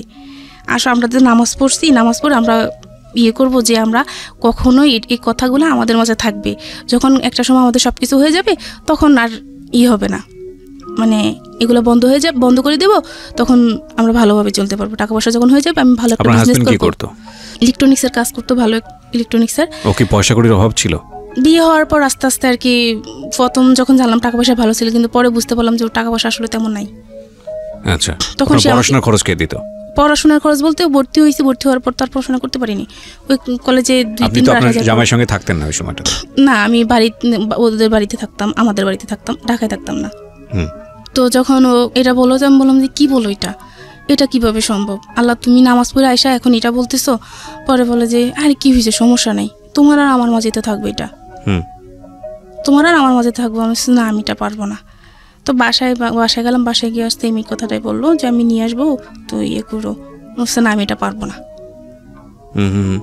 পারবো না, তুমি যাই করো না কেন, আমি এটা পারবো না, আমাকে বাড়ি পাঠিয়ে দাও, আমি বাড়ি চলে যাবো। ওকে, আল্লাহর ভয় করো, আমরা মরলে কি করবো, এটা তুমি কি ধরনের কথা বলো? এটা বলে অনেকবার বোঝানোর পর তো বলো যে আচ্ছা ঠিক আছে, ওখানে ঠিক আছে। পরের দিন আমি বাড়িতে চলে গেলাম, কাউকে কিছু বললাম না এটা নিয়ে। বাড়িতে চলে গেলাম। বাড়িতে চলে যাওয়ার পর কি হলো, একদিন আমি শুয়েছি, ঘরে শুয়েছি, গোসল করে এসে শুয়েছি। তো আমার ছোটো দেবর কোথায় থেকে যেন আসলো, আয়সা মানে হঠাৎ করে এসে আমার গালে একটা কিস করলো। করার পর আমি লাফ দিয়ে উঠলাম। লাফ দিয়ে ওঠার পর বললাম যে তুমি এটা কী করলা, তুমি এটা কী করলা, এটা কি তোমার উচিত হয়েছে? আমি সবাইকে এখন বলে দেবো। তো বললো যে ভাবি কাউকে কিছু বললেন না। এখন মানে আমি চিন্তা করতেছি কী করবো, ওকে বলবো না আমার শাশুড়িকে বলবো। এর আগেও মানে করতো, আসতো বসতো কাছে বা জড়ে ধরার চেষ্টা করতো, বলছে এগুলো করো না, এগুলো ভালো না, আমি মাকে বলবো, এরকম বলতাম। আর হঠাৎ করে তো ওই দিন সে আমার সাথে সেই কাজটা করলো। করার পর কী করলাম, আমি মানে কাউকে কিছু বললাম না আর, মানে ভাবতেছি কী করব। তো কাউকে কিছু না বলার পর আমি আমাদের বাড়িতে চলে আসলাম। এখন ও বলতেছে যে আমি ওদের বাড়িতে যেতে পার। যাওয়ার পর বললো যে আমি যাব না। কেন যাব না, খুব ঝগড়া হচ্ছে এটা নিয়ে, যাব না। পরে বললাম যে কেন যাব আমি তোমাদের বাড়িতে, তোমার ভাই এই কাজ করছে আমার সাথে, এখন আজকে সে এটা করলো, অন্যদিন যে সে অন্য কিছু করবে না সেটা কোনো মানে শিওর তুমি দিতে পারবা? এটা আমার বাবা শুনলো, আমার কাকা তখন এটা শুনলো। শোনার পর কি করলো, আমার কাকা তখন খুব রাগ করলো যে আমি মেয়ে বিয়ে দিছি একজনের কাছে, আমার মেয়ের সাথে এরকম কেন হবে, আমি এখানে মেয়ে দিব না, এখানে যত কিছু হোক আমার প্রয়োজনে যা করা লাগে আমি আমার মেয়েকে নিয়ে আসবো, আমি এখানে মেয়ে দিব না। এটা বলার পর ও শুনলো এগুলা, বাবা যখন এগুলো বললো ও শুনে ফেললো, ফোনের অপর প্রান্তে ওগুলো শুনে ফেলার পর এখন ও বোঝালো যে থাক, যা হওয়ার হয়েছে তুমি বাড়ি চলে যাও, থাক এরকম করো না, মরি না, ভালোবাসা দিয়ে কথা বললো, ভুলে গেলাম ওদের বাড়িতে চলে গেলাম। এখন ওই যে বাবা এগুলো বললো, বাবাকে নিয়ে ওর চিন্তাধারা অন্যরকম হয়ে গেল। আচ্ছা, এখন আমাদের বাড়িতে আমাকে যেতে দিবে না। যখন বলতাম যে বাবার বাড়িতে যেতে, তখন যেতে দিত না, কেন দিবা না, এই না সে না, এটা বলতাম, বলতে যাওয়া লাগবে না, এই না সে না। আবার যেতাম গেলে মানে ফোন দিত, যদি 1 মিনিট লেট হইতো ফোন রিসিভ করার জন্য তখনই ধরতো, কার সাথে ছিলা, ফোন ধরলা না কেন, রাতে ফোন যদি দিত, যদি আমি ঘুমিয়ে থাকতাম ধরতো দেরি হতো, তো মানে ডাইরেক্ট এগুলো বলতো যে কয়জনের সাথে ছিলা, এই সেই। তোর বাবা মা, যেহেতু বাবার বাড়িতে আসতে চাইতাম, তো বলতো তোর বাবা মা কি তোকে ব্যবসা করার জন্য কি তোকে নিয়ে আসছে কিনা। দুটো জিনিস খেয়াল রাখবেন এখানে, ওনার বলার জায়গাটা স্ক্যাটার্ডলি, উনি যেভাবে বলছেন অনেক কিছু হয়তো বলে উঠতে পারছেন না, কিন্তু দুটো বিষয় খুবই গুরুত্বপূর্ণ। একটা হচ্ছে হাজব্যান্ড ইন্সপায়ার করছে ওয়াইফকে এই ধরনের একটা পথে যাওয়ার জন্য যেখান থেকে পয়সা রোজগার হবে, আবার সেই সন্দেহ করছে এই ওয়াইফকে যে সে অন্য কারোর সঙ্গে ইনভলভ কিনা।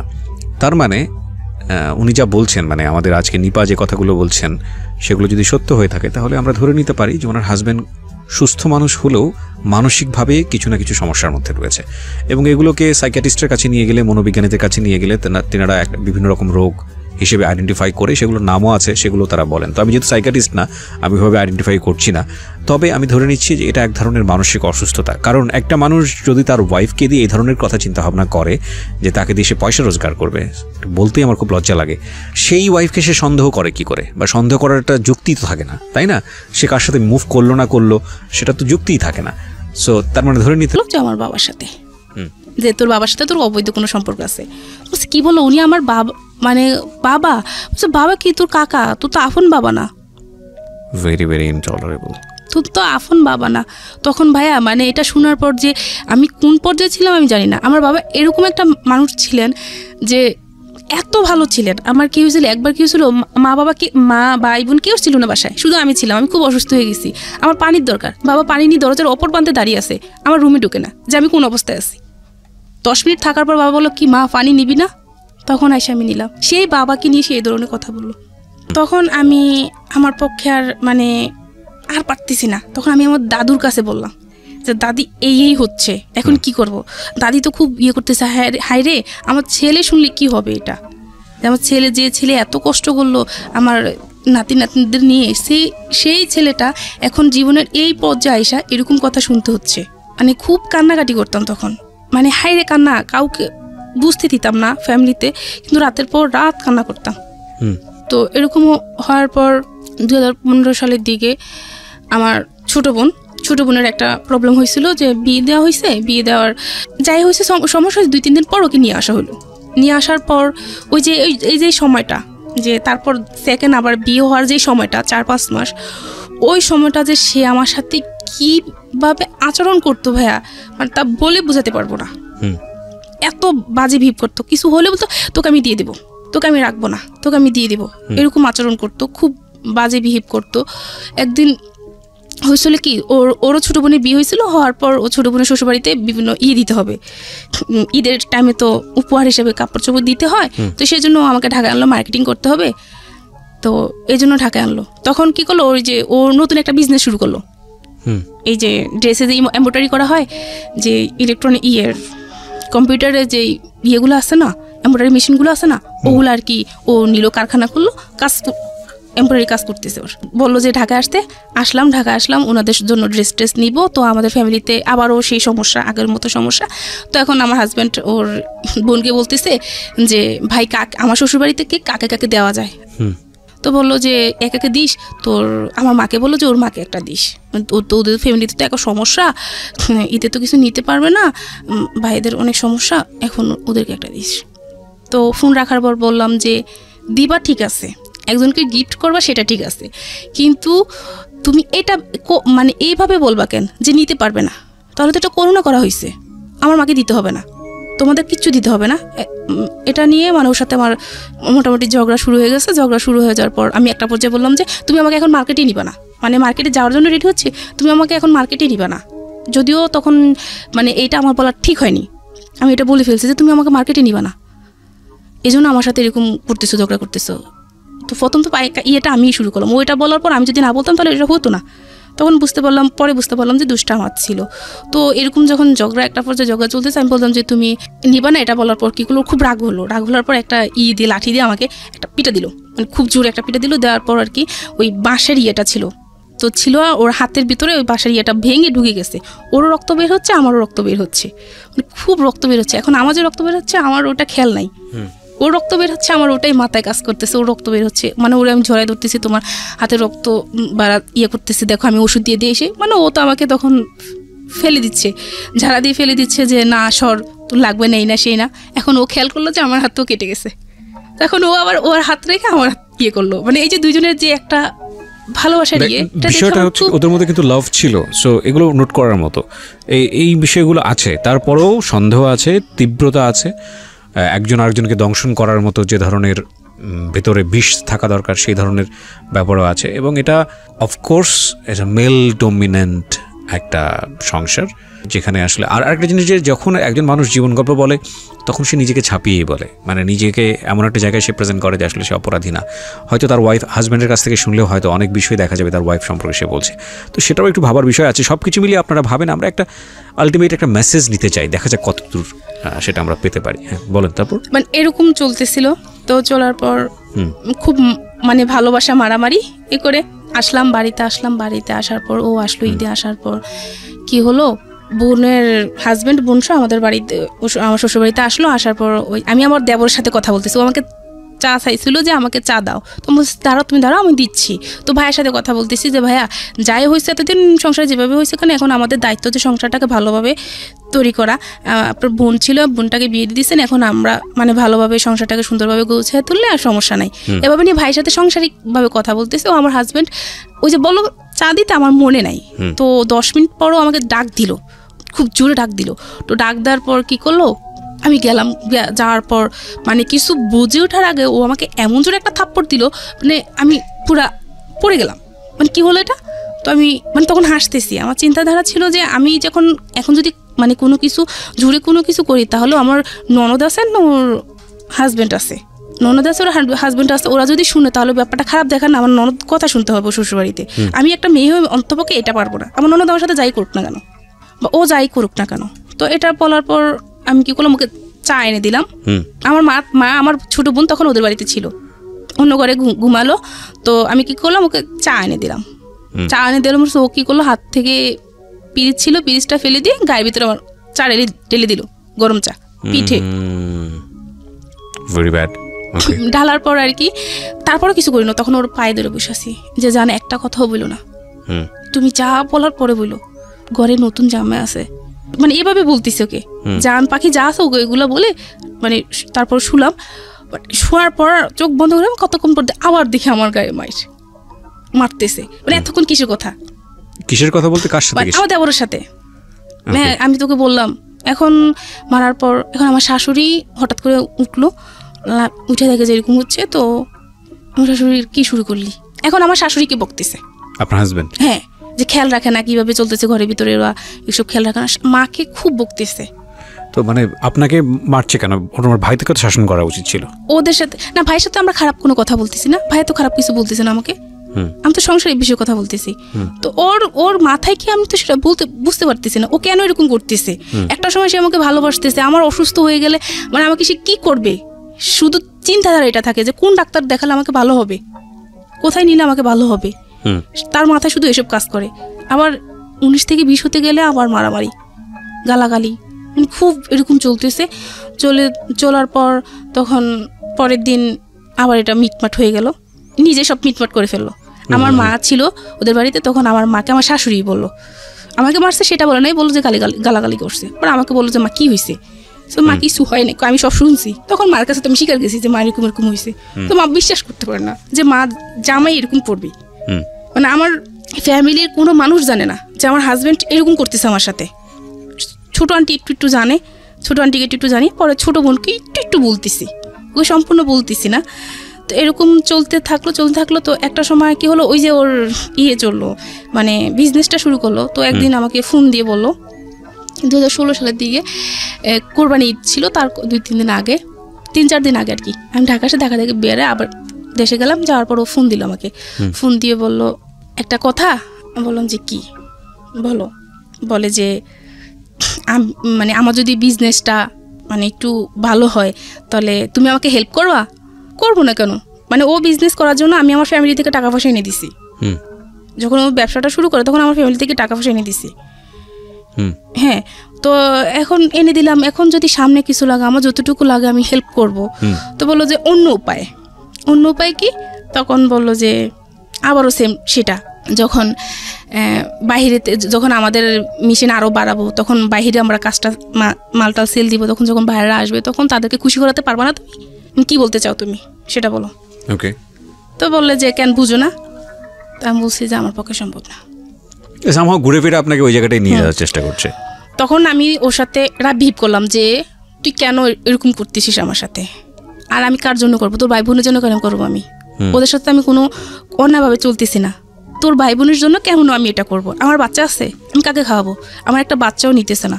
বাচ্চা নেওয়ার কথা বলে যে এখন নেওয়া যাবে না। বাচ্চা নেওয়ার জন্য ফোন দিলে বলতাম যে আমার বাচ্চার দরকার, এসে তখন কি করতো, সে বলতো যে আমি পারবো না, বাচ্চা নিব, এখন নিতে পারবো না, এখন নিলে আমার ফ্যামিলি দেখবে কে? তোর বাচ্চা নিলে এখন আমার কিডনি বিক্রি করতে হবে, কিডনি বিক্রি করে তারপর আমার সংসার চালাতে হবে, আমি এখন বাচ্চা নিতে পারবো না, এসব বলতো। তখন এটা যখন এদিন এটা বলছে, ওর সাথে আমি খুব রাগ ভিপ করছি, তুই গাড়ি করে কথা বলছি, মানে খুব ঝগড়া করছি ওর সাথে। আমি ঝগড়া করে তখন চিন্তা করলাম যে এখন কি করা যায়। তখন ঢাকায় যখন আসতাম না, তখন মাঝে মাঝে আপনার জীবনের গল্প আমি শুনতাম। আচ্ছা, জীবনের গল্প আমি শুনতাম। তো ওখান থেকে যে একটা কথা বলতে না, যে যা করব মানে ভেবে চিনতে, একটা সিদ্ধান্ত নেওয়ার আগে ভেবে চিনতে সিদ্ধান্ত নিতে হবে, হুটহাট করে কোনো সিদ্ধান্ত নেওয়া যাবে না, এসব বলতেন। বা আপনার কথার মানে বোঝানোর ইয়াটা আমার খুব ভালো লাগতো, শুনতাম। তো এটা নিয়ে ও খুব করতো, এগুলো কি শুনো, এসে এগুলো ভালো না, এগুলো খুব খারাপ, মানে এটা নিয়ে এটা মানে একদিন একটা থাপ্পড় পর্যন্ত দিছে আমাকে। আমি কি বলে, এগুলো শোনা খুব ভালো, এগুলো খুব ভালো একটা অনুষ্ঠান, বলে না এগুলো ফালতু, এগুলো ভালো না। বাবাকে নিয়ে সন্দেহ, এভাবে নিয়ে সবকিছু মিলিয়ে একটা মানুষের পক্ষে সম্ভব না। আমিও অসুস্থ, দিনের পর দিন অসুস্থ হয়ে থাকতাম। তো এই যে অসুস্থ থাকতাম, সেই দেখতো ডাক্তার, সেই দেখাতো। আমার অ্যাপেন্ডিসাইটের সমস্যা হয়েছিল, অপারেশন করেছে, সেই করছে এগুলা। 1 টাকা আমার ফ্যামিলি থেকে দেওয়া হয়নি, সম্পূর্ণ কিছু ও খরচ করলো। তখন ভাবতাম যে সে আমাকে ভালোবাসে, আমি তাকে ভালোবাসি, তাকে ছাড়া আমি একটা মিনিটও চিন্তা করতে পারতাম না। মানুষটা ভালো, হয়তো বা তার সমস্যা কিছু। তখন আমি আমার ননদকে বললাম যে তোমার ভাই তো এরকম করতেছে। মাকে বললাম যে মা, আপনার ছেলে তো এরকম করতেছে, একটা কাজ করেন, আপনার ছেলেকে একটা ডাক্তার দেখান, একটা ডাক্তার দেখালে তার ভালো হবে, সে যে এরকম করতেছে একটা ডাক্তার দেখালে খুব ভালো হবে। আর তো ওর আবার মাঝে কি শারীরিক একটু সমস্যা ছিল, তো আমার কথা হচ্ছে যে সমস্যা দিচ্ছে সমাধান করবে সে। আচ্ছা, আমার সবসময় এটা মনে হতো। তো ও বলতো যে আগে পায়া তুমি এখন আছো, এজন্য খুশি, কোনো সমস্যা নাই, মানে ও এটা ভাবতো। কিন্তু আমার কথা হচ্ছে যে আল্লাহ সমস্যা দিচ্ছে, আল্লাহ সমাধান করবে, তুমি ডাক্তার দেখাও। আপনি মানে প্রবলেমটা আসলে কার ছিল, আপনাদের হাজব্যান্ড ওয়াইফের মধ্যে, যে বেবি না হওয়ার প্রবলেমটা? বেবি না হওয়ার জন্য তো কোনো ডাক্তারই দেখানো হয় নাই, কিন্তু বেবি তো আপনারা হচ্ছে না, বেবি চাচ্ছেন, ঠিক আছে, তো আপনারা আমি চাচ্ছি, ও চাচ্ছে না। তো একবার যেহেতু আমার পিরিয়ডের সমস্যা, আবারও আমি ঢাকাতে একটা মহিলা ডাক্তার দেখালাম। তো দেখানোর পর ওখানে মহিলা ডাক্তার একটা ওষুধ দিল আমাকে, এই ওষুধটা খাবেন, ওই ওষুধটা খেলে তারপর হাজব্যান্ড ওয়াইফ একসাথে থাকলে বেবি হবে ইনশাল্লাহ। কিন্তু আমার হাজব্যান্ড ওই ওষুধটি আমাকে কিনে দেয়নি, আমি বললাম এই ওষুধটা কিনো, কেন কিনবো, তো বেশি কথা বলবা না, তারপর ওকে ঠিক আছে। এরকম ভাবে চলতেছে পরে চলার পর যখন ও আমাকে এটা বললো, তখন সিদ্ধান্ত নিলাম যে না আর সহ্য করা যায় না। তখন একটা কাজ করি, যে এই যে সে যে আমার সাথে এরকম করতেছে, তো আমাকে যা করতে হবে ভেবে চিন্তে করতে হবে। বোকা তো মানে বোকার মতো এতদিন সব কিছু সহ্য করছি, আমাকে এখন প্রমাণ করতে হবে যে আসলে সে মানুষ খারাপ, সে ভালো না। সবার কাছে সে অনেক ভালো একজন মানুষ, তাকে আমার প্রমাণ করতে হবে যে সে মানুষ ভালো না। যখন যেদিন কোন একটা বিষয় নিয়ে ঝগড়াঝাটি গালাগালি শুরু হয়ে যেত, উনিশ থেকে ফোন ধরতে একটু দেরি হইতো, তো এই শুরু হয়ে যেত, তখন আমি আমার বোনকে শোনালাম, আমার মাকে শোনালাম, বাবা তো আগে থেকেই বুঝতে পারলো, শোনালাম, সবাইকে শোনালাম। সবাই মোটামুটি বুঝতে পারতেছে যে আমার হাজবেন্ড খারাপ। তো এটা জানার পরে কি হলো, আমি ঢাকাতেও আস্তে আস্তে আমার বড় মামি বা আমার মামাতো বোন টুন হোক, আমার মেজো মামি, সবাইকে মোটামুটি আমি জানালাম। সবাই মোটামুটি দেখলো, বুঝতে পারলো, সবাই বুঝতে পারলো যে ও আসলে মানে মানুষ হিসাবে বেশি ভালো না। এতদিন মানে ও মুখোশ পড়া ছিল, কিন্তু আসলে সে মানুষ ভালো না। এরকম করার পর কিন্তু ও যে আমার সাথে ওগুলো প্রপোজ করতেছে, ওটা শুধু আমার ছোট বোনকে বললাম আমি, যে মনি এরকম তোর ভাইয়া করতেছে আমার সাথে। ছোট বোনটার বিয়ে হয়ে গেছে, তার বিয়ে হয়ে গেছে, তো তখন বিয়ে হয়ে যাওয়ার পর ছোট বোনটাকে বললাম যে তোর ভাইয়া তো আমাকে এগুলো বলে। তখন ও বললো যে আপু তুই একটা কাজ কর, তুই যাইস না, ভাইয়ের কাছে যাইস না, এভাবে মানুষের জীবন চলে না, তুই যাইস না, কত সহ্য করবি তুই, আর কত সহ্য করবি। এটা বলার পর আমি সিদ্ধান্ত নিলাম যে আস্তে আস্তে সব কিছু মানে ওর কাছ থেকে আমার দূরে সরে যেতে হবে। কিন্তু এখন ওই যে আমি আমার ফ্যামিলির পক্ষ থেকে ওর জন্য যে আমি ফ্যামিলি থেকে টাকা পয়সা আনলাম, ওটা তো আমার দিতে হবে। তার আগেও সে টাকা পয়সা আনছে, ওই টাকাটাও এখনো দেওয়া হয় না। আমার নিজের রিক্সে যেটা আনলাম, আমার নিজের রিক্স নিয়ে মামির কাছ থেকে টাকা নিলাম, সেই টাকাটা তো আমাকে তাকে দিতে হবে। সবার টাকাটা বাদ যাক, আমি তো মামির টাকাটা নিতে হবে। তো এই কটা দিন আমি তার সাথে ভালো বাবু কাটে টাকাটা উঠে নেই, তারপর আমি যা করার করবো, সবাইকে তখন জানাবো। এটা হওয়ার পর আমি কি করলাম, যে চলতেছি এখন ও ফোন দিত না। এখন একটা পর্যায়ে কি হয়ে গেল, ঠিক মতো ফোন দিত না। এই যে ঝগড়াঝাটি এসব চলতেছে, একটা সময় সে আমাকে ফোন দিত না। তো ফোন দিত না, তখন খারাপ লাগতো, ভালোবাসার মানুষটা ফোন দিচ্ছে না, মানে খুব খারাপ লাগতো। তো তখন আমি ফোন দিতাম যে জান তুমি ফোন দিচ্ছ না কেন? তো বললো যে তোর রূপ আছে না গুণ আছে, তোর কোনটা আছে যে তোর সাথে আমি কথা বলবো? তোর রূপ আছে না গুণ আছে, কোনটা নিয়ে কথা বলবো তোর সাথে? এটা বলার পর নিজের কাছে একটু খারাপ লাগলো। ওই দিনে মনে হলো আর কি, আমার হাজবেন্ড আমাকে পছন্দ করে বিয়ে করেনি, ওই বিয়ের পর দিন একটা বললো, তারপর থেকে আমাকে আর কোনোদিনও বুঝতেই দেয়নি। ও মায়ের সাথে বোনের সাথে যাই খারাপ ব্যবহার করতো, আমাকে কোনোদিন বুঝতে দেয়নি যে মানে সে আমাকে পছন্দ করেনি বা কালো বলে সে আমাকে কোনো অবহেলাই করেনি, এরকম কোনো কিছু বুঝতে দেয়নি। যখন সে আমাকে এই কথাটা বললো, তখন আমি মানে অনেকটা খারাপ লাগলো আমার কাছে। তো খারাপ লাগার পর আমি আমাদের বাড়িতে আসলাম, আসার পর মাকে বললাম যে মা এরকম মানে আপনার জামাই তো এই কথা বলতেছে আমাকে।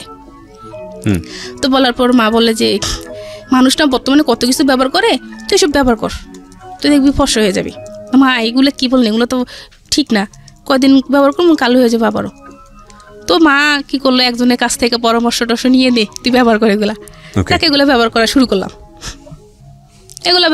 করলাম, মোটামুটি মানে ভালো ফল পাচ্ছি। তো এখন কি হলো দেখতেছি না, মানে ওর চিন্তাধারা এখন এরকমই, কোনো কিছু তো হইলে বাবাকে নিয়ে সন্দেহ। আর ওই যে ওইটা বললাম, ওইটা এখন আপাতত তো হওয়ার পর আমি ঢাকায় আসলাম, একবার ঢাকা বেড়াতে আসলাম। আসার পর ও বলতেছে দেখো আমার মানে ওর সমস্যা, ও সেটা প্রকাশ করেনি বা বলতে চায় না। বলে চলো আমরা একটা কাজ করি, যে আমরা 2-3 মিলে কিছু করি। কি করবা? তোমরা বলো 2-3 মিলে কিছু করি, এটা তো মজা পাওয়া যাবে। এমনিতে ডাইরেক্ট বলতেছে, তুমি যেগুলো বলতেছো আমি তো ওগুলো সবাইকে বলে দেবো, আমি তো আর ভিতরে রাখবো না এগুলা। তো তুই বললে সমস্যা কি, কোনো সমস্যা আছে আমার? তোকে কে বিশ্বাস করবো? সবাই তো আমাকে বিশ্বাস করে, কেউ জানে আমি জীবনও এটা করবো না। আমি বলবো তুই মিথ্যা কথা বলস। তো ওখানে আমি চিন্তা করলাম যে কথাটা ঠিক, কারণ ওকে সবাই খুব ভালোভাবে বিশ্বাস করে, ও এরকম মানুষে না, এরকম সবাই চিন্তা মানে করবে। এটা বলার পর তখন আমি ভাবলাম যে কি করা যায়, এখন কি করা যায়, না আর যাবো না। তখন ডিসিশন নিলাম যে না আর যাবো না।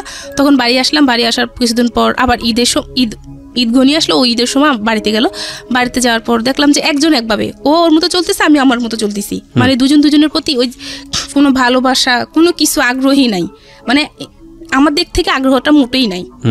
আমার দিক থেকে আমি আগ্রহটা অনেকটা কমিয়ে দিছি, যে না এই লোকটার সাথে আমি আর কোনোভাবে সম্পর্ক মানে সামনে আর আগাবো না। যে লোকটা মানে আমার সাথে এরকম করতেছে, করার পরে কি হলো, আমি ওর সাথে কি নিয়ে জানি খুব ঝগড়া হলো আমার সাথে। ঝগড়া হওয়ার পর আমি বাবার বাড়িতে চলে আসলাম ঈদের টাইমে। চলে আসার পর এখন ডিসিশন নিলাম যে আমি আর যাবো না, ওর ভাত আর খাবো না, এরকম চিন্তা করে সবাইকে বলে দিলাম। তো সব বলে কি হয়েছে, বললাম এরকম করতেছে আমার পক্ষে সম্ভব, আমি তো একটা মানুষ। এই যে এত কিছু হচ্ছে ওর সাথে আমার সাথে, ওর ফ্যামিলির প্রতি কখনো আমার কোনো কর্তব্যবোধ কোনো কিছু আমার কমতি নাই। তাদের সাথে আমার যা করা দরকার তাই করতেছি। আর এরকম করতে তারপর আমি কি করলাম, বাবার বাড়ি চলে যাওয়ার পর তো আমার বড় মামির সাথে কথা হলো যে এরকম চলে আসবো। তো মামি বললো যে আচ্ছা ঠিক আছে, তুই একটা কাজ কর, তুই ঢাকায় চলে আস। ঢাকায় এসে কদিন থাকা আমাদের এখানে, মানে ওনাদের সবার চিন্তাধারা ছিল কদিন ঢাকায় থাকলে মানুষের সাথে আস্তে চেঞ্জ হয়ে যাবে। রাগের সময় তো মানুষ এরকম হয়। তো ওদের বাড়িতে ছিল, আমি তখন ঢাকায় চলে আসলাম। ঢাকায় চলে আসার পর ওর সাথে আমার সাথে যোগাযোগ, একদিনে 2 দিন ফোন দিয়েছিল, বলছিলাম যে তুই আমার আর ফোন দিবি না, মানে তুই তুকারি করতাম তখন, তুই আমার ফোন দিবি না, তোর সাথে আমার কোনো কথা নাই, আমি তোর ভাত খাবো না, এ বলে ওর সাথে ফোন রেখে দিলাম। রেখে দেওয়ার পর ওর সাথে আমার সাথে কোনো যোগাযোগ নাই। তো মামার বাসায় গেলাম, মামার বাসায় গিয়ে চলতেছে এরকম। মামার বাসায় গিয়ে 18 দিন ছিলাম। 18 দিন থাকার পর আমার চিকুনগুনিয়া হয়েছিল। চিকুনগুনিয়া হওয়ার পর তো আমি যে ডাক্তারের কাছে নিতে পারতেছি না, এত অসুস্থ, বা সমস্ত শরীর ব্যথা, তো আমি নামতে পারতেছি না। ওইটা আবার মামার বাসায় যে দারোয়ান উনি দেখছে। তো মামার বাসায় যে দারোয়ান, ওই দারোয়ান আবার ওকে চেনে, আমার হাজব্যান্ডকে খুব ভালোভাবে চেনে। তো চেনার পর ও লোকটা রাস্তা দিয়ে যাওয়ার সময় ওই লোকটা ডাক দিল, যে বললো যে ভাই এরকম ভাবি তো খুব অসুস্থ, ভাবি তো এরকম ঢাকায়, আপনি আসেন নাই যে, বাবা এরকম অসুস্থ। কি বলেন, বলছে হ্যাঁ, মানে ও তো ওই দিনে জানলো যে আমি ঢাকায়। এরা মাঝে কোনো কারোর সাথে কারো যোগাযোগ নেই, না আমার শ্বশুরবাড়িতে কেউ আমাকে ফোন দিচ্ছে, না আমার হাজব্যান্ড আমাকে ফোন দিচ্ছে। তখন যখন ও জানলো, ও সাথে সাথে আসলো, সাথে আইসা না ও ফোন দিল। ফোন দেওয়ার পর তখন আমার বড় মাই ফোন রিসিভ করলো, বললো যে আচ্ছা ঠিক আছে তুমি আসো, দেখি কি করা যায়, আসো। এখন ও আসলো। আসার পর তো মানে ও আমায় দেখে আর কি কান্নাকাটি করতেছে, আমি খুব অসুস্থ হয়ে গেছি, ও খুব কান্নাকাটি করতেছে, তুমি এতদিন পর্যন্ত ঢাকায়, অথচ আমাকে জানালা নাই না সেই না। তো আমার তো ওর সাথে খুব রাগ, তোর সাথে আমার কিসের কথা, আমি তোর সাথে থাকবো না, তোর সাথে আমার কোনো কথা নাই।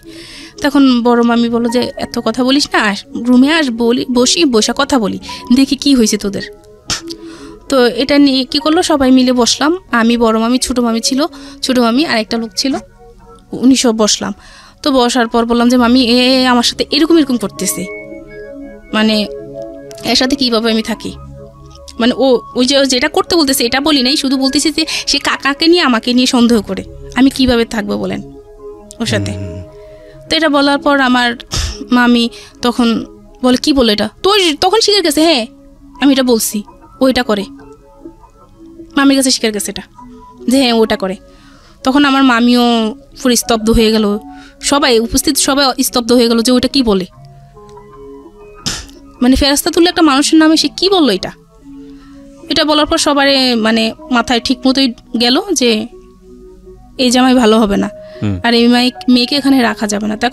এখন সে খুব কান্নাকাটি করতেছে, আমার মা মেয়ের কাছে যাচ্ছে, আমার পায়ে পড়তেছে, আমার পায়ে ধরতেছে যে তুমি আসো, আমাকে একটাবার সুযোগ দাও, আমি ঠিক হয়ে যাবো, তুমি আসো।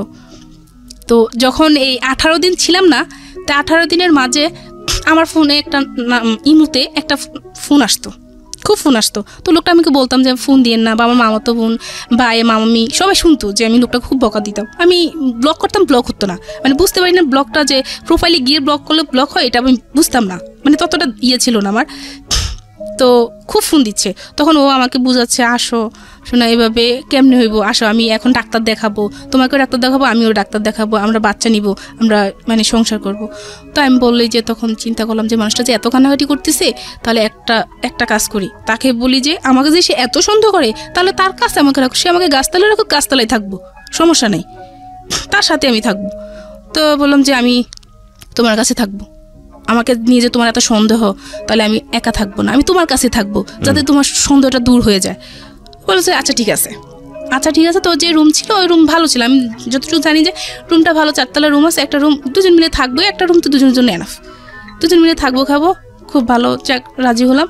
তো ওকে তখন যখন আসবো তখন আমি ওকে বললাম আর কি যে শুনো, আমার ফোনে না মানে একটা নাম্বারে খুব ফোন আসতেছে, তুমি দেখো এটা দেখে আবার তোমার তো আবার সন্দেহবাজ মানুষ, আবার সন্দেহ করো না, এই নাম্বারে ফোন আসতেছে, তুমি আমাকে সন্দেহ করো না, মানে এরকম আমি ব্লক করতেছি কিন্তু ব্লক হচ্ছে না। তো আচ্ছা ঠিক আছে, সমস্যা নাই।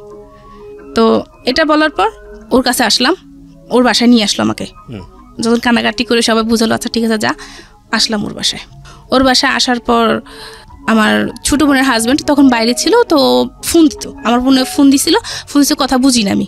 তো কী করলো, SMS করলো যে আপু আমি তো কথা বুঝতেছি না, তো আমি রাতে আপনাকে ফোন দিব। এটা SMS করে লিখে দিল যে রাতে আপনাকে ফোন দিব। তো আচ্ছা ঠিক আছে রাতে ফোন দিবে। ওইটা ওর হাতে বললো যে রাতে ফোন দিবে, ওর সাথে তোমার কিসের কথা রাতে? তোমার ছোটো ভাই, কি বলো তুমি?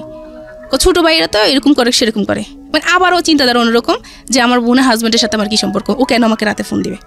এটা নিয়ে আমার গিমজিম এই 2 দিন না হতে আবার গিমজিম শুরু হয়ে গেছে, কী যে একটা অবস্থা, ঝগড়াঝাটি। তো আমি বুঝাতে লাগলাম যে এরকম করো না, এসব চিন্তা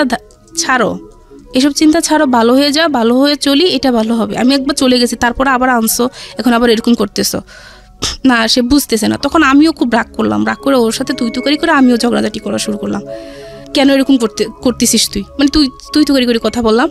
তো যাক, ওখানে আবার শান্ত হয়ে গেল, আবার সব ঠিকঠাক। এখন জানি তো যে রুমে নিছে, কিন্তু ও রুমে না, ছোট্ট আরেকটা রুমে, বলতেছে ওই রুমে আমার সব কিছু আছে, এই রুমে আমি থাকবো, ওই রুমটাতে থাকতে ভালো লাগে না, আমি এই রুমে থাকবো। তো একটা কাজ করবো, তো 4তলায় ছিল রুমটা, 2তলায় রুমটা, এখন আবার 2তলায় রুম নিছে, 4তলায় অন্য 2জন থাকে। তো একটা কাজ করো, তুমি 4তলায় গিয়ে রান্না করো। এখন কি হতো, 2তলা থেকে 4তলায় রান্না করতে যেতাম, আবার 4তলা থেকে 2তলা আইসা ঘুমাতাম, মানে এরকম 2তলা 4তলা 2তলা 4তলা চলতো। থাকি না, সমস্যা কি, মানে এটা দেখি না মানুষটা ভালো হয় কিনা। তখন কি হলো, ওই যে বললাম ইমুতে একটা ছেলে আমাকে ফোন দিছিল, তো ওই ছেলেটা একদিন ফোন দিল, ফোন দেওয়ার পর আমি বলতেছি দেখে আমি ব্লক করতে পারতেছি না, তুমি ব্লক করে দাও। আর যেহেতু ফোন দিচ্ছে, ফোন রিসিভ করার দরকার নাই, আমি তো লোকের সাথে কথা বলার কোনো দরকার নাই। তো এটা নিয়ে আবার ঝামেলা শুরু হয়ে গেল। তো ওই লোকটাকে ওই দিনে আমি কিভাবে জানি প্রোফাইলে গিয়ে আমি ব্লক করে দিলাম, শেষ। ওই দিনে ওই কাহিনিটা ওখানে শেষ, এটা নিয়ে ঝগড়া হওয়ার পর ওইখানে কাহিনিটা এটা শেষ। এখন কি করতো, রাতের বেলা আসতো, ঘুমাইতাম বা আমি শুয়ে থাকতাম, মানে হঠাৎ করে ওর কি মেজাজ খারাপ হইতো জানি না, কোনো কিছু হইলে আমার আঙ্গুল দিয়ে খোঁচায় শরীরের ভিতর খোঁচাইতো। ও মানে তুই কার সাথে কথা বলিস, কয়জনের সাথে কথা বলিস, মা তুলে গালিগালাজ করতো। ওকে, আমরা ইন ডিটেইলে না যাই, অশ্লীল কথাবার্তা বলতো। হ্যাঁ, এসব তুলে গালিগালাজ করতো, আর মানে ইয়ে করতো, খুব বকাবাদ্য করতো। তো এরকম চলতেছে, এরকম অনবরত চলতেছে। চলার পর মানে কি করব কোনো কিছু বুঝতে পারতেছি না। এদিক দিয়ে আমার যে কাকা খুব অসুস্থ হয়ে গেল। কাকার তখন ক্যান্সার ধরা খাওয়ার পর ওর মাথায় তখনও কাজ মানে জানে যে কাকার ক্যান্সার, ওর মাথায় তখনও কোনো কিছু কাজ করে না যে এই মানুষটার ক্যান্সার, এই মানুষটা মারা যাবে। এখন এই মানুষটাকে নিয়ে কথা না বললে কি নয় না, ওর এখন এইগুলাই বলতেছে, কাকাকে নিয়ে সম্পর্ক বা বোনের হাজব্যান্ড। এখন ওই যে ওগুলার অফার আর করেনি, ওই দিনকার পর থেকে করার পর রাগারাগি করার পর ওই প্রপোজগুলো আর করেনি। তো এখন বাবা অসুস্থ, বাড়ি থেকে একটু ফোন দিতে পারতো না।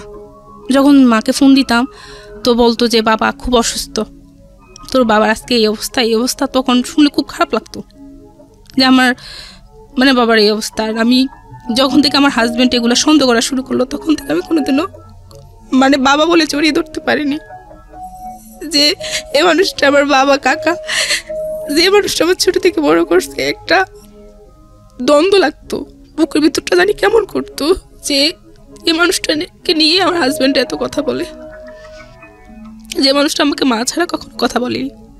আমার সন্তান নাই, কিন্তু আমার বাবা আমাকে মা ডাকতো, ওইটাই আমার আল্লাহর কাছে শুকরিয়া ছিলাম। তো এখন এরকম চলতেছে। চলার পর আমি একদিন কি করলাম, আমার মামার বাসায় গেলাম। আমার মামাতো বোন, আমার খালাতো বোন সবাই ছিল বাসায়। আমি গেলাম ওদের কাছে, গিয়ে মানে কয়েকদিন থাকলাম, 3 দিন থাকলাম আর কি। 3 দিন থাকলাম, ওকে বললাম যে আমি থাকি। তো প্রথম দিল, কিন্তু পরে আসার পর আর কি এগুলো নিয়ে ঝামেলা করলো যে কেন ছিলি, এই সেই, তোর কি খবর আছে যে আমি যে একটা মানুষ ছিলাম, খাওয়া দাওয়ার কষ্ট হচ্ছে, তোর কি এটা খবর ছিল? এটা নিয়ে আর কি ঝগড়াঝাটি হলো। ও করলো আমার সাথে, আমি করলাম যে তুমি কি কইতে চাও এইসব। মানে এখন তো আমি পুরোপুরি ওর থেকে মানে দূরে চলে যাচ্ছি, যে মানুষটার সাথে আমি থাকবো না। এই মানুষটার সাথে আমি থাকবো না, যতই সুযোগ দিয়ে যাই করি না কিন্তু এই মানুষটার সাথে আমি মন মিশিয়ে আমি চলতে পারবো না। যে মানুষটা আমার সাথে এরকম করতেছে, দিনের পর দিন আমাকে এরকম অত্যাচার করতেছে, মানসিকভাবে এরকম অত্যাচার রাখতেছে, যে ডাক্তার দেখাক শত, কিন্তু এগুলা দিয়ে তো সে আমাকে শান্তি দিচ্ছে না। একটা মেয়ের শান্তি কিসে? স্বামী, সেই স্বামীর কাছে তো আমি শান্তি পাচ্ছি না। তো এটা নিয়ে খুব ঝগড়া হলো, একদিন রাতে খুব ঝগড়া হলো। ঝগড়া হওয়ার পর মানে একটা পর্যায়ে ও আমাকে খুব মারলো, অনেক মারলো। মারার পর আমি আমার ভাইকে ফোন দিলাম যে আমার এই করছে, আমাকে মারছে। মারার পর কি করলো, ভাই আসলো পরের দিন। আসার পর ভাই আসা দেখলো যে আমার গলায় করে মানে মারছে, তো দাগ পড়ে গেছে করছিল, সব কিছুতে দাগ পড়ে গেছিল। তো যখন ভাই বললো যে এগুলা কেউ বললো যে ভাইয়া ও তো আসলে অ্যালার্জির সমস্যা, এই কারণে এরকম। ওকে আমি কিচ্ছু করিনি, মানে ও যে এত মারতো, ও বলতো যে আমি একটা থাপ্পড় দিছি। ও এখনো পর্যন্ত স্বীকার যায় যে আমি একটা থাপ্পড় দিছি, আমি কখনো ওকে মারিনি। আমি বললাম যে আমি চলে যাব, তা আবার বাড়িতে চলে গেলাম। বাড়িতে চলে যাওয়ার পর এখন আমার শ্বশুর শাশুড়ি ননদ দেবর সবাই বুঝাচ্ছে যে আরেকটা সুযোগ দেওয়া, আসো। ও কান্নাকাটি করতেছে, দেখো তুমি ছাড়া আমার কেউ নাই, আমি ভুল করছি, আমাকে ক্ষমা করে দাও, তুমি আসো। তখন পুরোপুরি ভাবলাম যে ওর মাথায় আসলে সমস্যা আছে। এই যে এই করতেও সমস্যা করে না, আবার এরকম করতেও সমস্যা করে না। আমার শাশুড়িকে ননদকে সবাইকে আবারও বললাম যে ওকে ডাক্তার দেখান। আমি তো দেখাতে পারবো না, আমি দেখাতে গেলে আবার অন্যরকম করবে, ভাববে যে আমি অন্য কিছু করতে চাইতেছি। ওকে ডাক্তার দেখান, ডাক্তার দেখালে ভালো হবে। এটা বলার পর এখন আমার শ্বশুর বলতেছে না, আমরা মানে আমি যখন বলতেছি আমি যাব না, আমি যখন বলতেছি আপনার ছেলে এরকম এরকম এরকম করতেছে, মানে যখন গালিগালাজগুলো সব বলে দিচ্ছি যে এরকম এরকম গালি দেয়, আমি কীভাবে থাকবো। পরে উনি বললো ওকে এরকম করতেছে, ও এরকম এরকম বলতেছে, আমি কিভাবে যাবো ওখানে, কিভাবে থাকবো। তো মা এক মুখে বলে যে যা, আর এক মুখে বলে যে যাইস না, এরকম মানে মা এরকম বলতেছে, কি করবে মাও ভাবতেছে না। তো এখন আমি সিদ্ধান্ত নিলাম আমি আসবো না ওর কাছে। তখন মা মেজো ভাইকে মা বলতেছে, তো ওর মনে হয় আমার ছোটো মেয়ের সুখটা সহ্য হচ্ছে না, মা এরকম কিছু বলতেছে যে ওর জন্য আমার ছোটো মেয়ের সুখটা নষ্ট হবে। মা যখন এটা আমাকে বললো, তো বলার পর আমি অনেকটা কষ্ট পেলাম যে মা এটা বলতে পারলো, আচ্ছা ঠিক আছে আমি চলে যাই। পরে আবার চলে গেলাম, আবার ঢাকায় চলে আসলাম। আসার পর চলতেছে, তো এর মাঝে একদিন কি হলো, আমি ওর সময় বাড়িতে আসলাম ঈদে।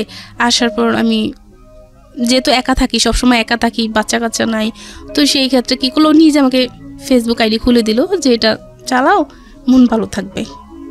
তো আচ্ছা আমি ফেসবুক আইডি খুলে দেওয়ার পর মানে কারোর সাথে তেমন কথা হতো না, আর কেউ মেসেজ করলো বলে দিতাম যে আমি বিবাহিত, আমার হাজব্যান্ড আছে, মানে বলে দিতাম।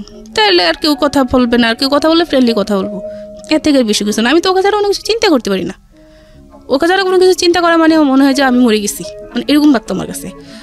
তো কি হলো, একদিন একটা ছেলের সাথে আমি কথা বলতেছি, হাই হ্যালো বলতেছে যে কেমন আছো কি সে, আমিও বলতেছি ভালো আছি।